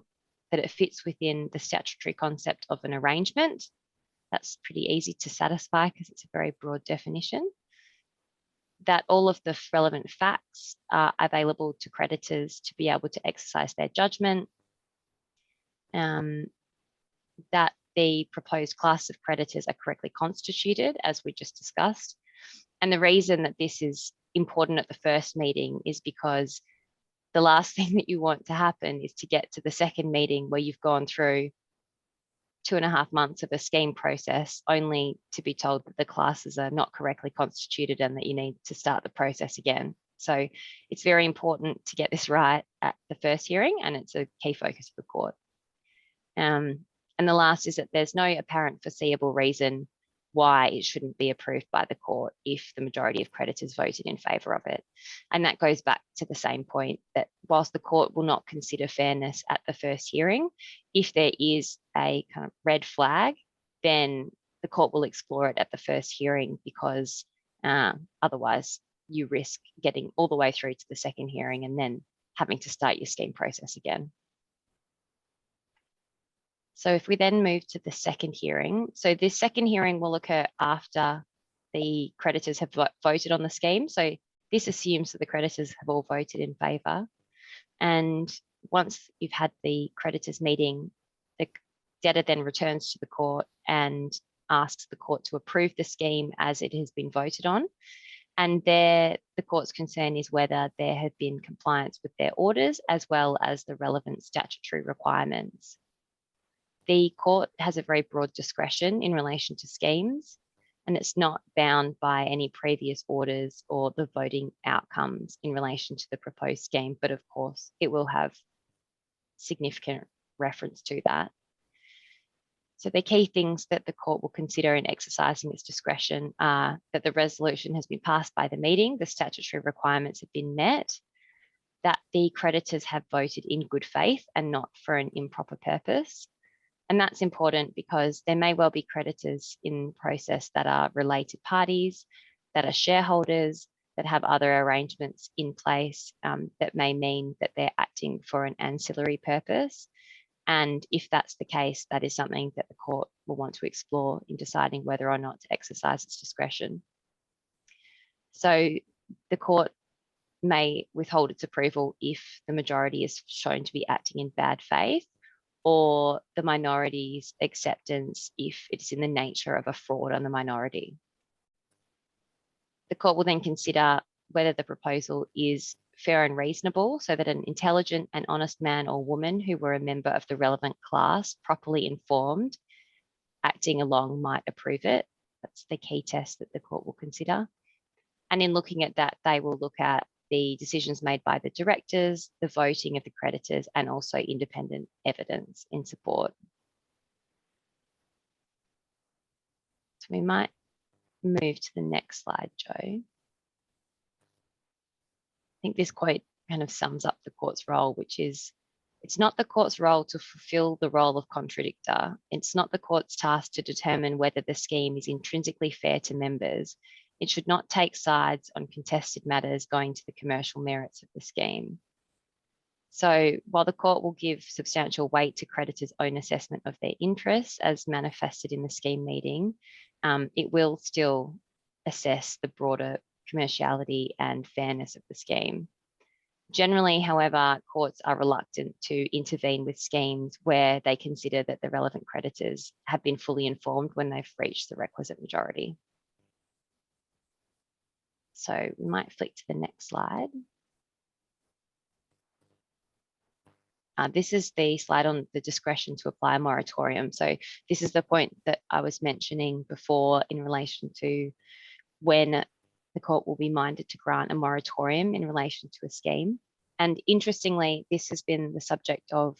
a request from the Australian Treasury recently to explore whether or not an automatic moratorium should be kind of dovetailed into our scheme regime. So far, we haven't seen any changes in that space, but it is one of the points that has been actively considered at a government level in Australia. So I'll just quickly canter through this. So effectively, the court will determine whether or not it should exercise its discretion in order to put in place a moratorium while the scheme is being promoted.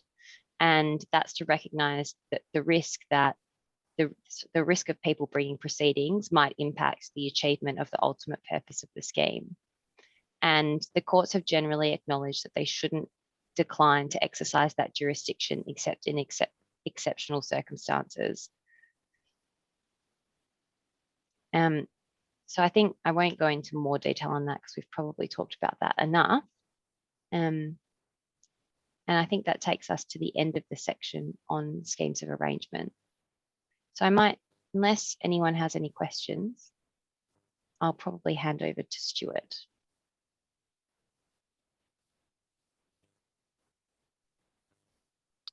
Thanks, Alinta. And thanks, Joanna, for advancing those slides.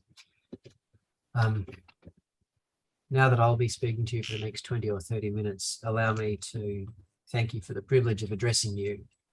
It's an unusual honour and one that I appreciate. I have 3 case studies to present to you today, and they all deal with the exercise of the powers of the court to make decisions in insolvency cases, and they all demonstrate the crucially important role that the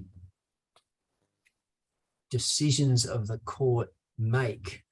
in the process of Australian insolvency proceedings. The first one deals with receivership. The second one deals with voluntary administration, and the third one deals with liquidation. Michael told you about the process of receivership, and it is not uncommon for a secured creditor to take security over all of a debtor's assets. And those assets include all rights of the debtor to take action against other people, that is, all the rights to commence proceedings. When the receiver is appointed, the receiver takes over, typically, the receiver takes over the borrower in its entirety. Not just the assets, but also the business. Importantly, it is common for a receiver to have the power to run litigation in the borrower's own name. Sometimes we say the receiver stands in the shoes of the borrower. It's also important to understand that typically the receiver is the agent of the borrower and not the agent of the lender. But if litigation is successful, all of the recoveries go to the lender.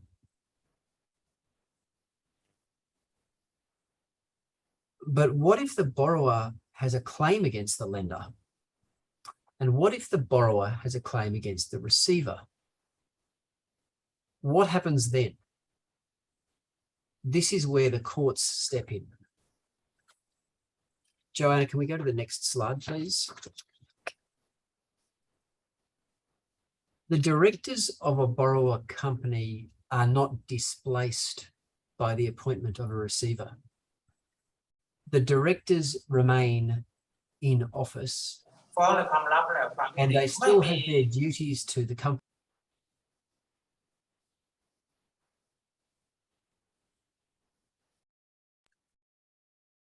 However, their rights are restricted to the extent that they might interfere with the operation of the receivership or the rights of the secured creditor. In the words of a very famous New South Wales judge, Justice Street, the capacity of those organs, that is the directors, to function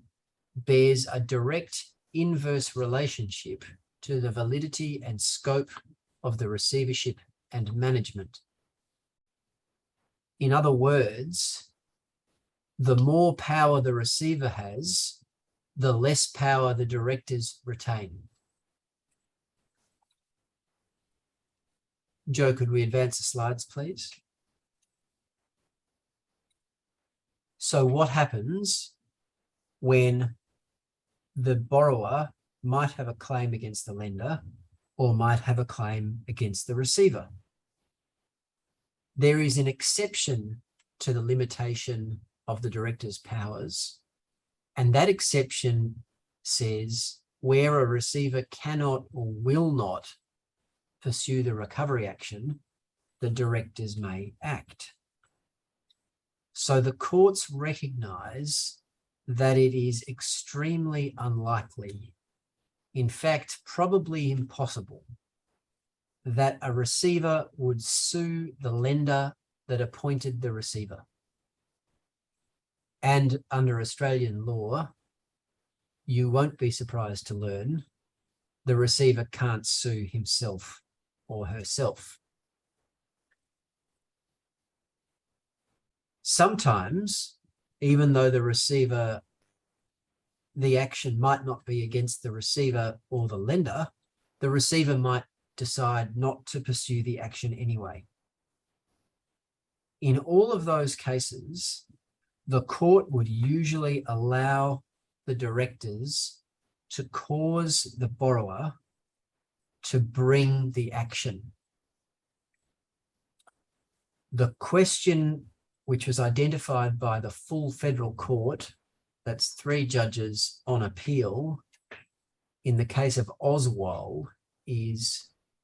whether the directors wishing to exercise a power which they would otherwise have can do so without prejudicing the legitimate interests of the receiver and of his appointor, the secured creditor, in the realisation of the assets the subject of the security. So the court will determine whether the debtor has the power to pursue any particular cause of action. The question in all cases is whether the pursuit of that cause of action would interfere with the rights of the creditor or the receiver. And the court will hear evidence from the directors and evidence from the receiver and sometimes evidence from the lender about what each of them says is the scope of the security, the scope of the appointment, and will give further evidence about the likelihood of the receiver or the lender pursuing the action. Importantly, if leave is granted to the directors to pursue the action, it's often only granted on the condition that the directors provide an indemnity to the company so that if the action fails, there is no cost to be borne by the secured lender. So if the director causes the company to pursue this action and it fails, the lender's recoveries are not diminished by the cost of that unsuccessful litigation. And that's another decision that the court has to make. Do the directors need to provide the security or the indemnity? If they provide an indemnity, do they have to provide security to make sure that there is value in the indemnity? And if they have to provide an indemnity or security, what's the value that they have to provide as the price of bringing the action?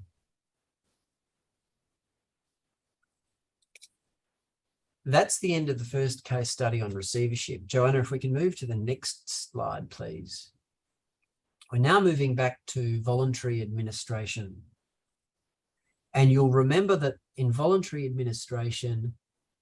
an external person is appointed to run the company during the administration period, with the purpose being to try and continue the operation of the business or achieve a better outcome than liquidation. The Corporations Act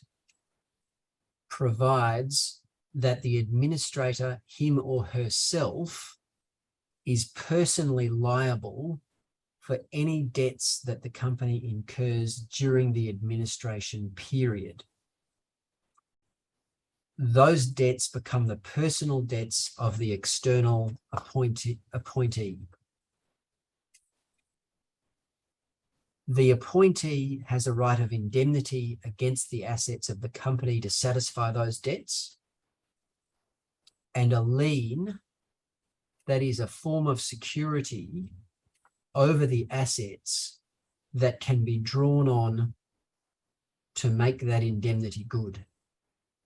So the administrator is liable, but he or she can use the company's assets to discharge the liability.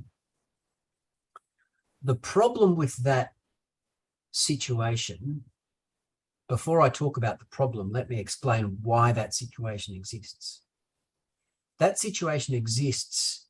to give creditors of the business the confidence to continue to trade with the business despite the fact that it is in administration.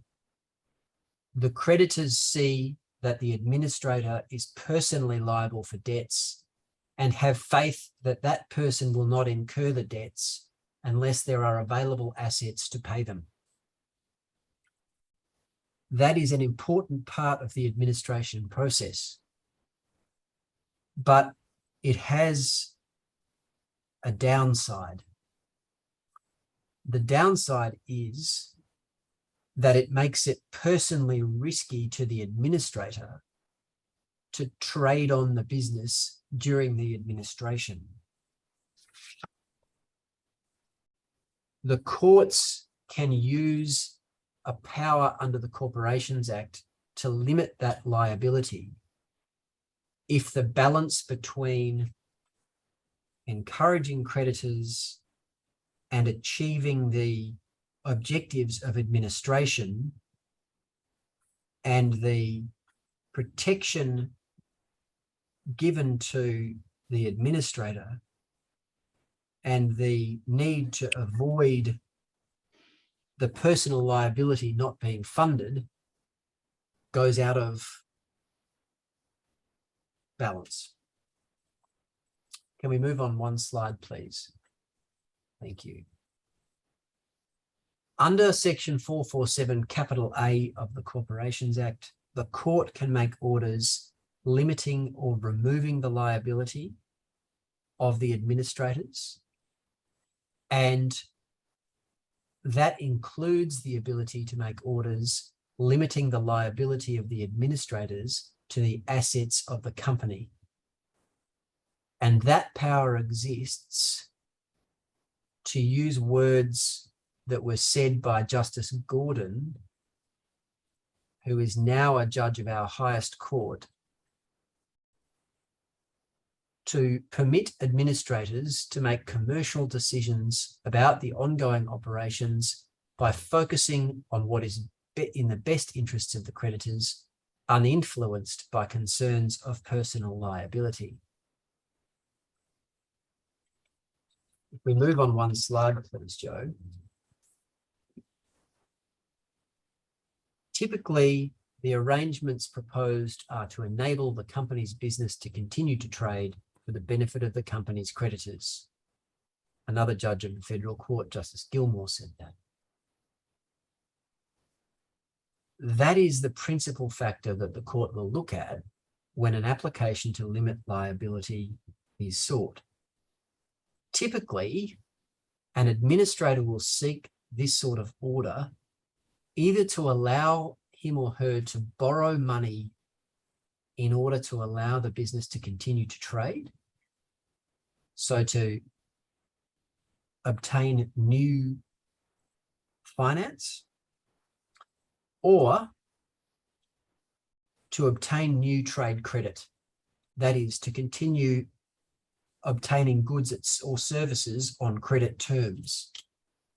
to allow the business to continue to trade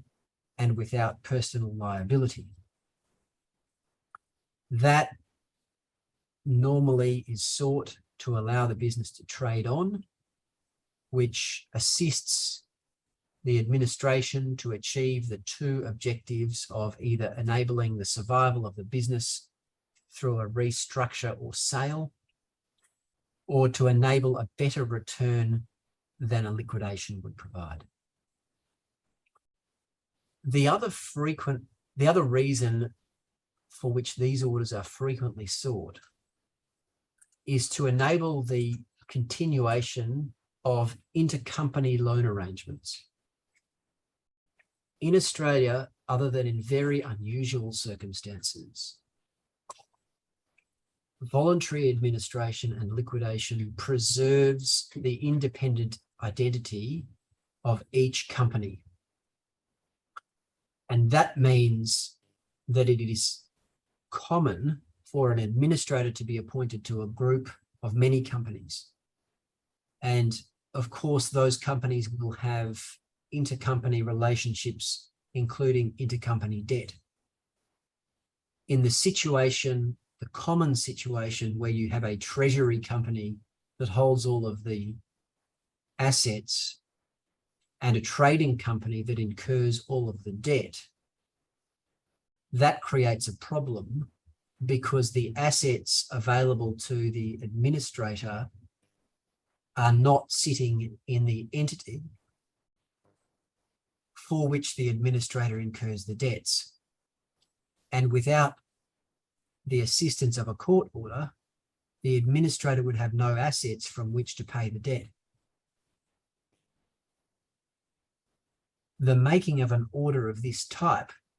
enables the corporate structure to be preserved so that the group can continue to trade while the administrator attempts to restructure or sell its business.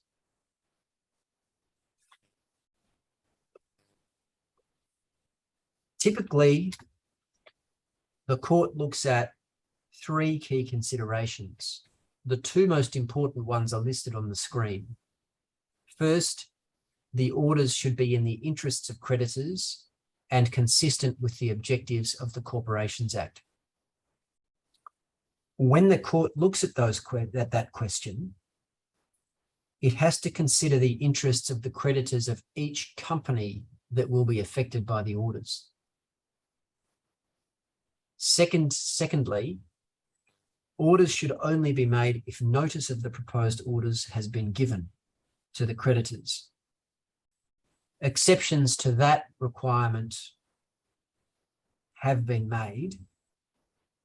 In one case that I was in, for example, there wasn't the time to notify all of the creditors before the application, but the judge was satisfied that an order would require the creditors to be notified after the application. The administrators agreed not to draw down on the company's assets to satisfy the debts until after the notice had been given. And the court made an order giving the creditors liberty to come to the court themselves if they wanted the court to revisit its order. That's a good demonstration of the sort of flexibility that the Australian courts demonstrate when dealing with the difficult and time-sensitive questions that frequently arise in voluntary administration. The third criterion that the court will look at is, are the creditors disadvantaged?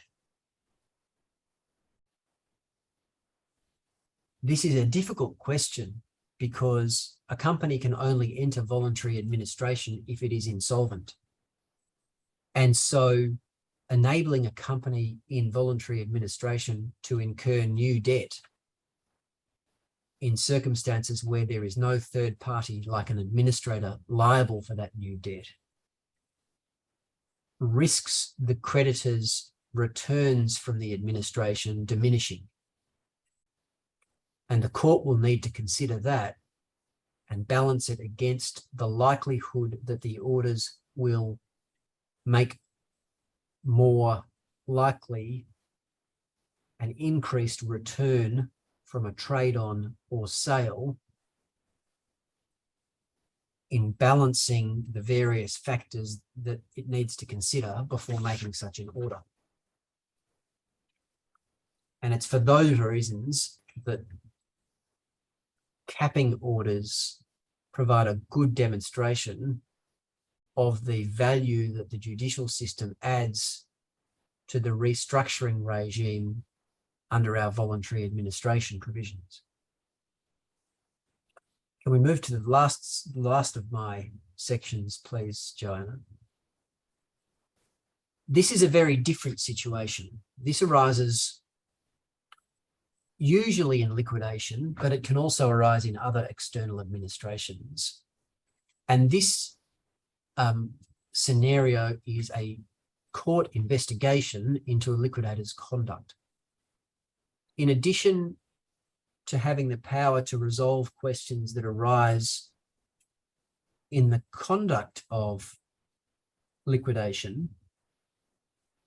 the courts in Australia have a supervisory power over company liquidators. Liquidators are often called officers of the court. They are answerable to the court.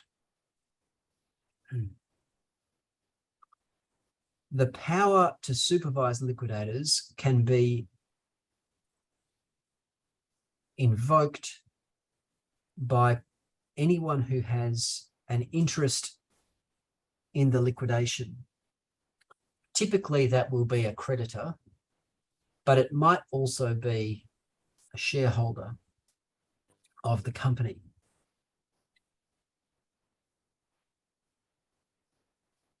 The most extreme outcome of that power being invoked is the conduct of an investigation into the affairs of a liquidation by a court, which involves the court hearing evidence about the way that a liquidator has run a particular liquidation. Even the making of an application seeking a liquidator's, an investigation into a liquidator's conduct has a prejudicial effect to liquidators in the marketplace, as you can imagine. These powers are only invoked rarely and are exercised even more rarely. But they are exercised, and there are examples showing their exercise. It's important to understand that this power is intended only to be used for public purposes. That is, it's only to be used where the court feels that it needs to exercise its supervisory jurisdiction to ensure the protection of the public from inappropriate action by a liquidator. And so on the screen, you have a quote from two judges of the Victorian Court of Appeal, Justices Kennedy and Whelan, saying, ordinarily, a court would not exercise its discretion to institute its own inquiry where what was sought was no more than the vindication of private rights and where no public interest purpose would be served by such an inquiry. And you'll see in a minute an example of those two judges finding that an inquiry was inappropriate because the person who was seeking the inquiry was doing so to advance his personal interests rather than to ensure the veracity of the liquidation system. But before I take you to that example, I want to tell you about how the system operates and then take you to one more. Can we go across the slide, please? An investigation into liquidators' conduct has 3 steps. Each step involves a separate hearing at which the court will take evidence and make a decision. The first hearing involves the court asking whether an inquiry into the liquidator's conduct is warranted. The person seeking the inquiry has to establish that there's something for the court to look into and that it's important enough to justify moving to the second hearing. The second hearing is the conduct of the inquiry itself. This is an adversarial inquiry. The complainant or the person invoking the power will have to bring evidence to show what is said to have been the liquidator's wrongdoing, and the liquidator will bring evidence to demonstrate why he or she says the liquidation has been conducted properly. The court will then decide whether any misconduct has been shown at that second hearing. If it finds that there has been misconduct, there is a third hearing. And the court decides at that third hearing what orders should be made. I want to show you an example of a hearing that resulted in a finding of deficiency, and then I want to show you an example of one that didn't. Can we move to the next slide, please? First, the West Point Corporation case. This case involved the liquidation of a company and the receivership of one of its creditors. The receivers of the creditor opened an inquiry into the liquidation, complaining that the receivers had spent 600,000 Australian dollars, or about 15 million Thai baht, in legal fees and incurred 450,000 Australian dollars, or about 12 million Thai baht, in liquidators' fees, chasing a debt which they said was worth 740,000 Australian dollars, about 18.5 million Thai baht. The cause of action was found to be without merit, and so the money was all wasted, according to the receivers. The judge ordered an inquiry into the remuneration, that's the payment to the liquidators in those circumstances, finding that the court should investigate whether it was appropriate for the liquidators to have taken that action and incurred fees of the amount that they did. There is no report of the inquiry itself or any orders that were subsequently made, and I think it's a reasonable conclusion to draw that the finding by the judge that an inquiry should be held was sufficient to cause the liquidators to come to a settlement with the receivers about the fees that had been incurred. The second example is the Georgievich case. That was a complicated case where the shareholder of a company in liquidation wanted the liquidator to pursue a claim by the company against a bank and offered the liquidator money to investigate the cause of action and then wanted to negotiate to fund the company to sue the bank. The liquidator discovered that the biggest creditor of the company was the bank, and that the bank had security over the company's assets. And in those circumstances, decided that it was not appropriate for him to pursue the action against the bank. The shareholder asked the liquidator to transfer the cause of action to the shareholder, and the liquidator would not do that. The shareholder then sought an inquiry into the conduct of the liquidation and made a long list of allegations, including the 4 that you see at the bottom of the slide. He said that the liquidator had improperly delegated work to his lawyers, had incurred unnecessary costs, had failed to sue the bank, and decided not to assign the action to the shareholder in bad faith. The court refused to allow an inquiry. It looked at the actions of the liquidator and decided that there was nothing arguably wrong with them.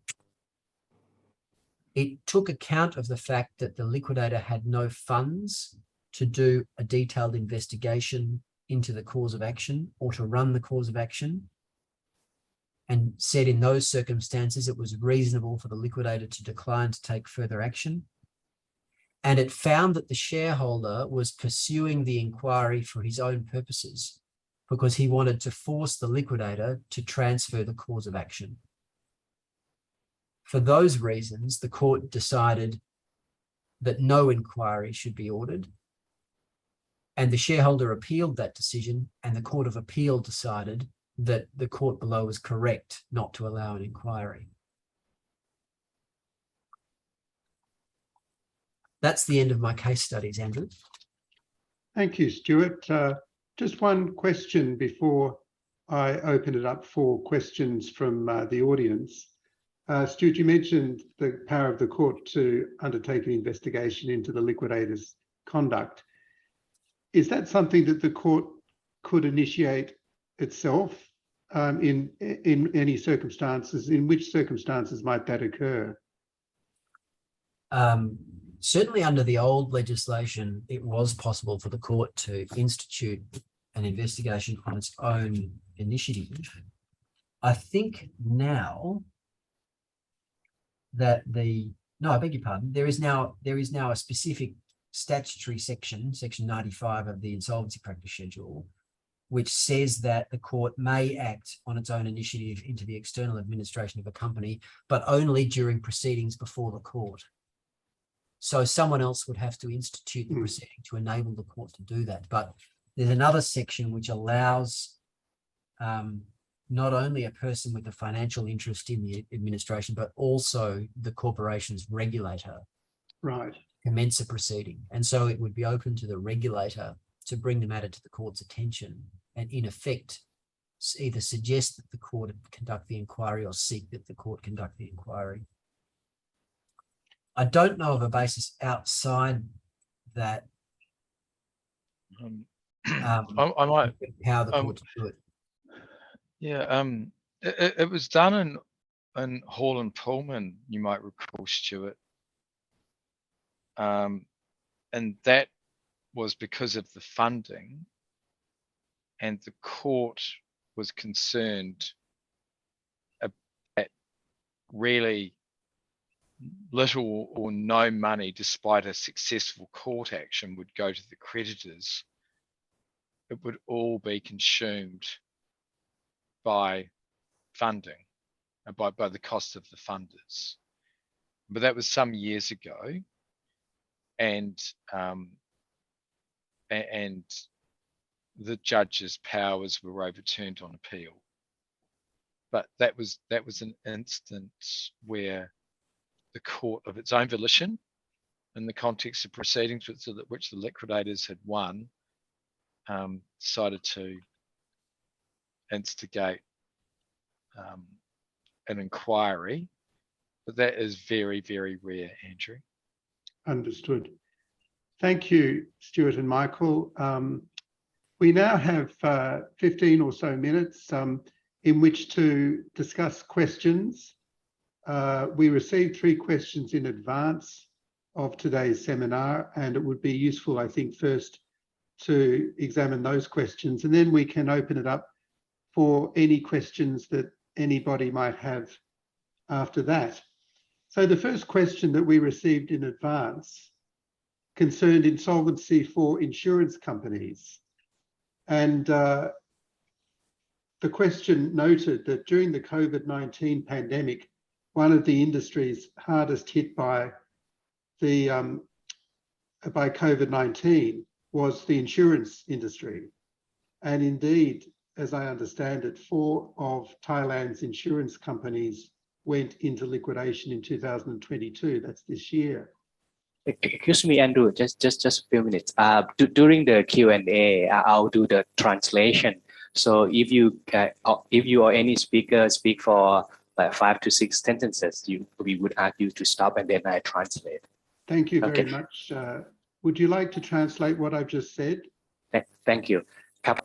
ช่วงถามตอบนะครับคือช่วงลงทะเบียนเรามีคำถามที่ผู้ลงทะเบียนเนี่ยถามล่วงหน้า3คำถามคำถามแรกเนี่ยจะเป็นคำถามเกี่ยวกับกระบวนการล้มละลายหรือฟื้นฟูเกี่ยวกับของบริษัทประกันภัย ว่าในออสเตรเลียเนี่ยมีเหตุการณ์ในทำนองนี้หรือมีเหตุการณ์ที่จะมีเจ้าหนี้รายย่อยมากๆหรือไม่อย่างไรตรงนี้เขาก็จะแชร์ประสบการณ์ของเขาให้เราฟัง Please continue Andrew Thank you. And we were also told that another insurance company in Thailand filed a business reorganisation petition in May this year.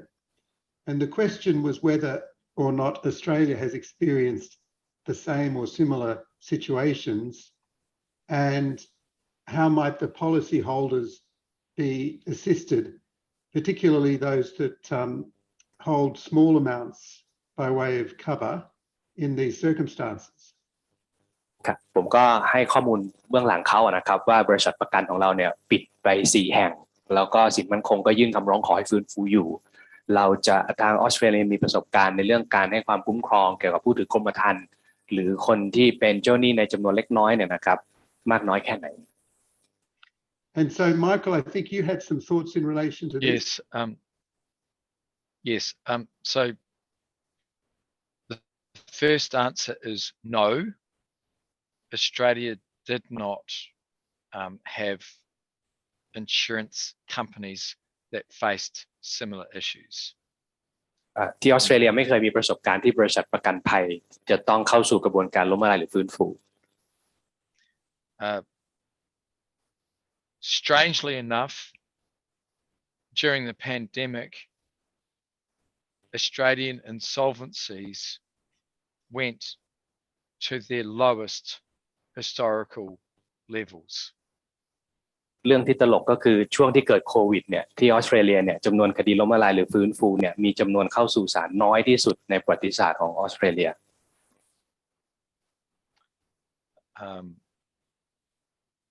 Government funding, insolvent trading,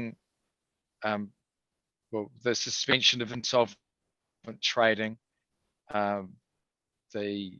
prohibitions on issuing creditor statutory demands, all combined to protect many Australian businesses from collapse.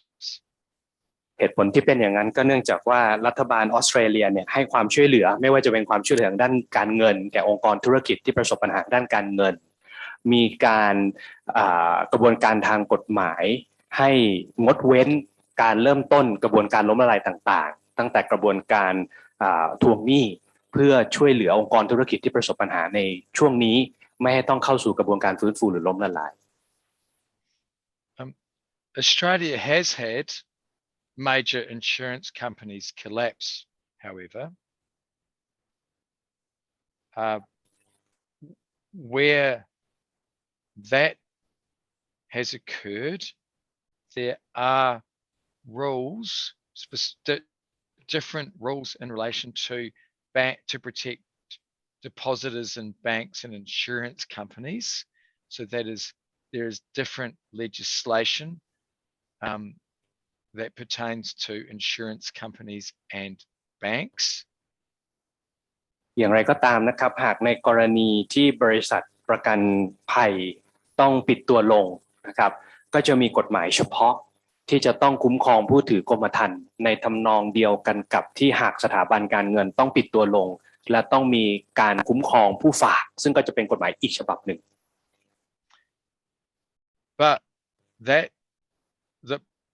But that does not necessarily protect small claimants for insurance policies. And so in a very major collapse, the government helped to step in and provide support and relief to small claimants. That was in HIH. กฎหมายที่เกี่ยวข้องเป็นตัวย่อในเรื่องของการให้ความช่วยเหลือแก่ผู้ถือกรมธรรม์ในส่วนของหากมีกิจการปิดตัวลงเนี่ยก็จะเป็นการช่วยเหลือโดยตรงจากฝ่ายบริหารก็คือรัฐบาลจะเข้ามาเป็นคนเยียวยา But that is a matter for the government. It's case by case, and it may not necessarily mean that everybody gets paid in full, but it tries, the government tried to step in and help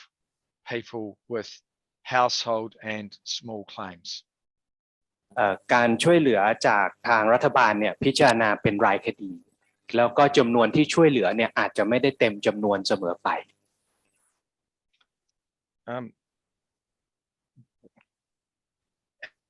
As I said, sometimes the legislation can provide for different treatment of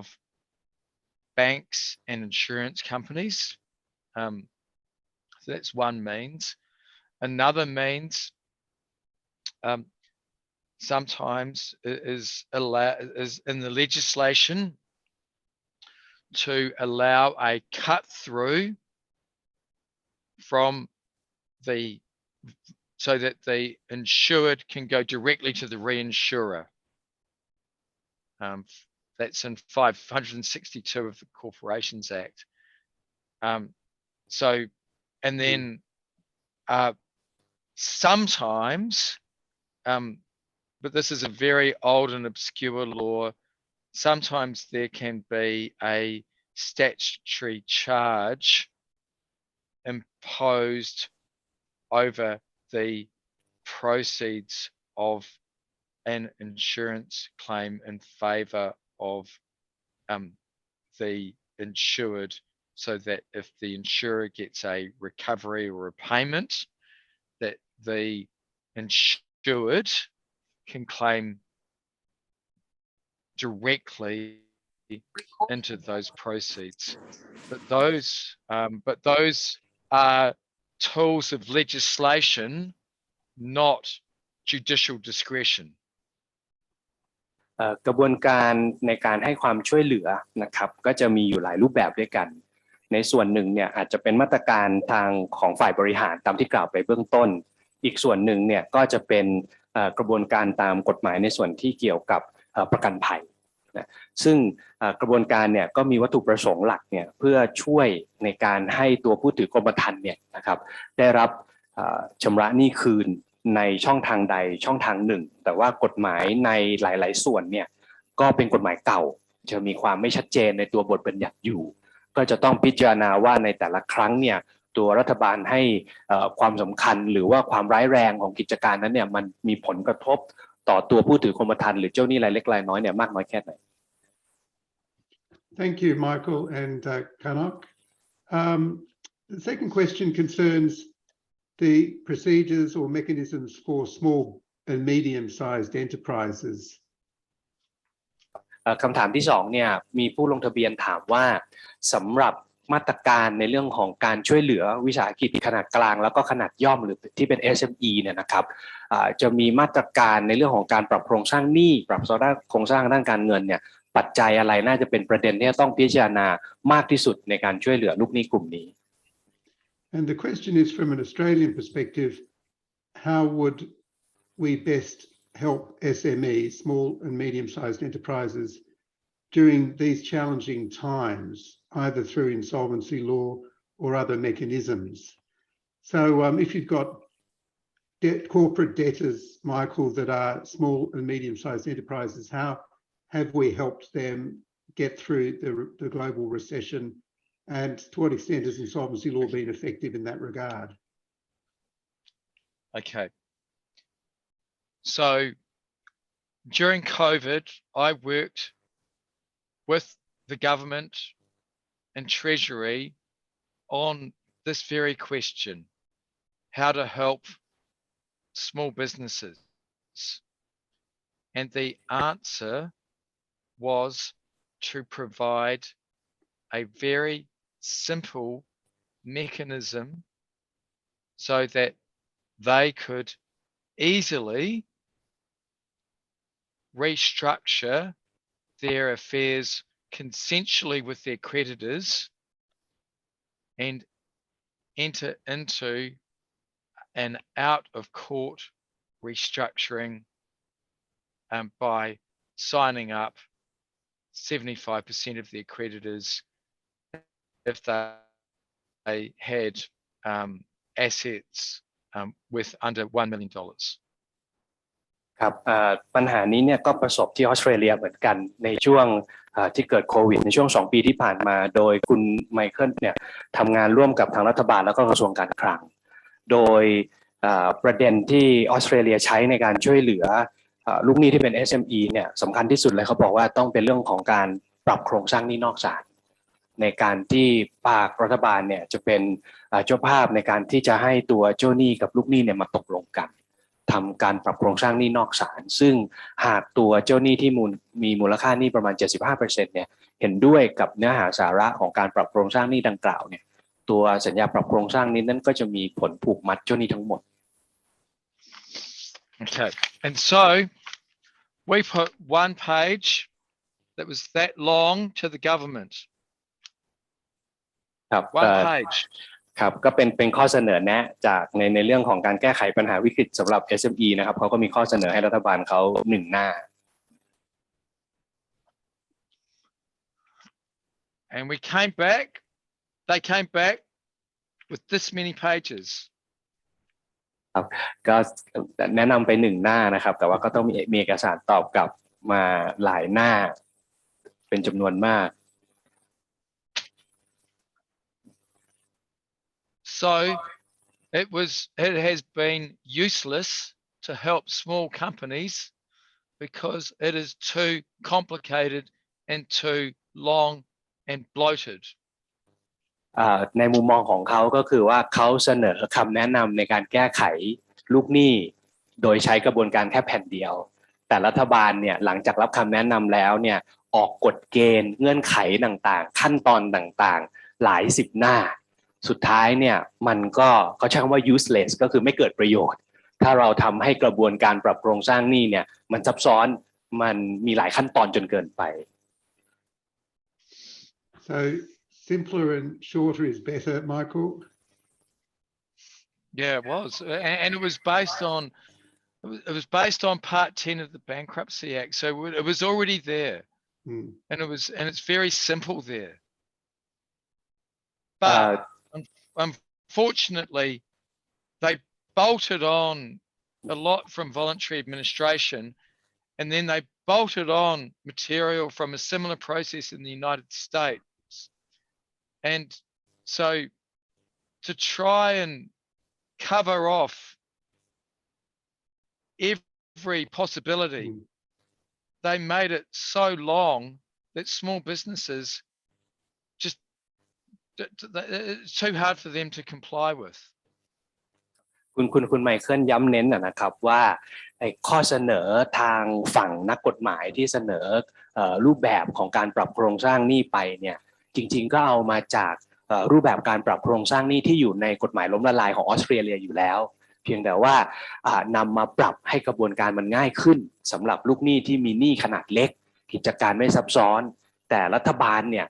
ไปพิจารณาแล้วเนี่ยทำให้ขั้นตอนมันเพิ่มขึ้นในท้ายที่สุดเนี่ยมันก็ไม่สามารถเป็นไปตามวัตถุประสงค์ที่ตัวทีมงานที่จัดทำเนี่ยตั้งใจไว้ได้ Thank you, Michael. Clearly not one of our legislative successes. Bad, very bad, very bad. I will not translate this. So the third and final question was a general question and a very good question, I think. And that is from the perspective of practitioners and those who have to work with insolvency law in Australia. Are there any problems in terms of the way in which the courts operate? Are there any areas in which the courts might improve in Australia? And I think, Stuart, you had some thoughts about this? Let me translate the question just ครับคือคำถามที่3เนี่ยมาจากท่านผู้พิพากษาของเรานะครับท่านถามว่าในทางปฏิบัติเนี่ยการปฏิบัติงานของศาลที่ออสเตรเลียในคดีล้มละลายหรือคดีฟื้นฟูเนี่ยมีปัญหาทางปฏิบัติอะไรบ้างแล้วในมุมมองจากทนายความหรือที่ปรึกษากฎหมายที่ไปใช้บริการทางศาลของเขาแล้วมีคำแนะนำอะไรที่จะปรับปรุงให้ดีขึ้นไหม Yes, go ahead, Stuart. Thank you. I think generally practitioners appreciate the work that the courts do. โดยทั่วไปแล้วทนายความก็รู้สึกขอบคุณงานที่ศาลได้ทำให้ but there are a couple of areas where I think improvements could be made. แต่ก็มีอยู่2-3 เรื่องที่น่าจะพัฒนาได้ที่นู่นนะครับ First, the process of involving a court always adds time and expense. กระบวนการทางศาลเนี่ยมันมีต้นทุนทางด้านค่าใช้จ่ายแล้วก็เวลาที่เกี่ยวข้อง And the time involved is often difficult to predict. แล้วก็ใช้เวลามากแล้วเนี่ยผลลัพธ์ของการวินิจฉัยของศาลเนี่ยมันก็ยากที่จะคาดการณ์ That means that where there is a choice between two courts that have the same power, practitioners sometimes make a decision based on how quickly a result can be obtained. ดังนั้นเนี่ยในกรณีที่ประเด็นทางกฎหมายในคดีล้มละลายหรือฟื้นฟูเนี่ยอาจจะสามารถขึ้นได้มากกว่า1ศาลอาจจะมีในช่วงที่เป็นเขตอำนาจทับซ้อนเนี่ยตัวทนายความเนี่ยก็จะไปขึ้นศาลที่ใช้เวลาในการพิจารณาน้อยกว่า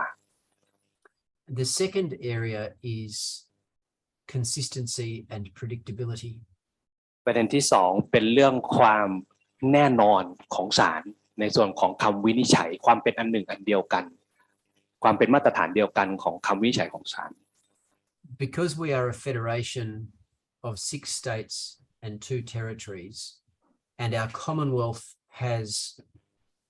overlapping jurisdiction for corporate insolvency with the state and territory courts. เนื่องจากรูปแบบการปกครองของประเทศออสเตรเลียเนี่ยเป็น2ระดับคือสหพันธรัฐกับในระดับรัฐกฎหมายล้มละลายเป็นกฎหมายกลางซึ่งมันปรับใช้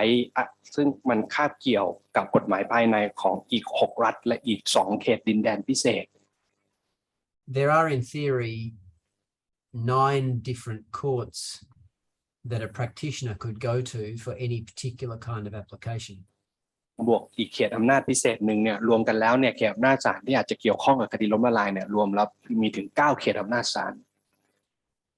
For some applications, for example, applications dealing with setting the remuneration of insolvency practitioners, ในประเด็นเรื่องทางกฎหมายบางอย่างเช่นประเด็นเกี่ยวกับการกำหนดค่าตอบแทนเกี่ยวกับตัวผู้ปฏิบัติงานทางด้านกฎหมาย the procedures adopted by each of those courts are not clear and publicly available and can be quite different to one another. การตัดสินในแต่ละเขตอำนาจศาลเนี่ยอาจจะมีการพิจารณาที่แตกต่างกัน That leads to a degree of unpredictability and the capacity to choose a court based on what a person anticipates might be a more favorable outcome. ทำให้เมื่อศาลในแต่ละเขตอำนาจที่มีเหนือในคดีล้มละลายหรือคดีฟื้นฟูในข้อพิพาทบางประเภทเนี่ยนะครับมีการตัดสินที่แตกต่างกันได้ดังนั้นหากคู่ความประสงค์ที่จะต้องการผลลัพธ์ที่เป็นประโยชน์กับตัวเองเนี่ยในฐานะทนายความเนี่ยมันก็เป็นปัญหาอยู่เหมือนกันว่าจะไปขึ้นคำร้องที่ศาลที่อยู่ในเขตอำนาจใด It would be better in my view if there were uniform approaches to even those less important matters across the different courts. หากในความคิดเห็นของท่านวิทยากรก็มองว่าในประเด็นข้อพิพาทบางเรื่องเนี่ยถ้าสามารถมีแนวทางในการพิจารณาแนวทางวินิจฉัยเป็นรูปแบบเดียวกันในระหว่างเขตอำนาจศาลที่เกี่ยวพันกันตรงเนี้ยมันก็จะทำให้เกิดความแน่นอนเพิ่มขึ้นในกระบวนการยุติธรรมในเชิงล้มละลายและฟื้นฟู Thank you, Judge Juliman. Thank you, Stuart. I think probably, Judge Juliman, that we've reached the end of today's seminar. Before I hand it back to you and your colleagues, could I just say how much we've enjoyed preparing for the seminar? And for that purpose, of course, I'd like to thank our 3 speakers, Alinta, Michael and Stuart, for their time and for sharing their experience and insights in this important area of law and practice. And finally, could I thank all of you for your interest in the experience in Australia, and also, of course, for re-engaging with us in your work and in your day-to-day activities. So it's a pleasure once again to assist the judiciary in Thailand, and I hope it's not too long before you can come and visit us again in person. Thank you. Thank you. Thank you very much for the insights and perspective on insolvency and restructuring law in Australia. We truly appreciate all of your time and contribution for this successful lecture. Let's give a round of applause to all our speakers. And before we end this section, I would like to invite Justice Chokchai Ruchi Ninna, Vice President of the Court of Appeal for Specialized Cases, to kindly give the closing remark for this morning. เรียนเชิญท่านอาจารย์โชคชัยค่ะ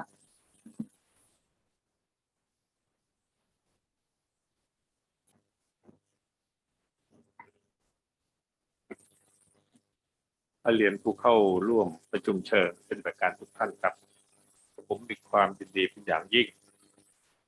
ที่การบรรยายให้ความรู้เกี่ยวกับบทบาทของศาลในคดีล้มละลายและฟื้นฟูกิจการมุมมองจากออสเตรเลียในวันนี้สำเร็จรุ่ร่วงเป็นอย่างดีผมขอขอบคุณวิทยากรและล่ามที่ได้เสียสละเวลามาบรรยายถ่ายทอดประสบการณ์และให้ความรู้ขอขอบคุณคณะทำงาน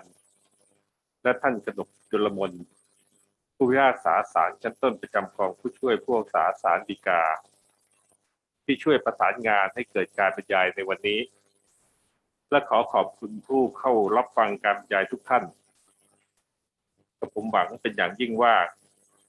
การบรรยายในวันนี้ทำให้ผู้รับฟังการบรรยายได้รับความรู้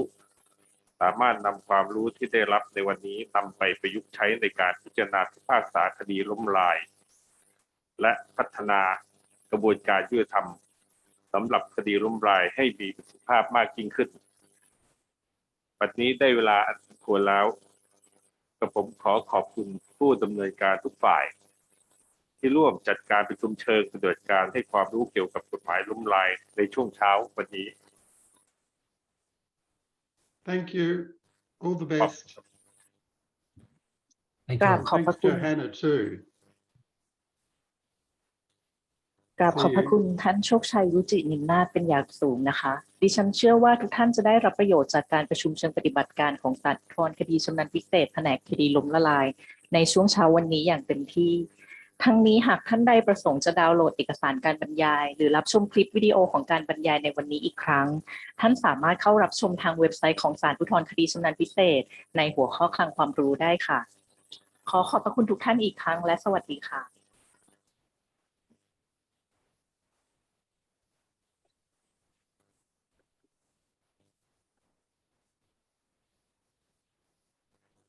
รบกวนท่านอาจารย์ช่วยทำแบบประเมินให้ด้วยนะคะมีอยู่ที่ท่านอาจารย์แล้วนะคะขอบคุณค่ะ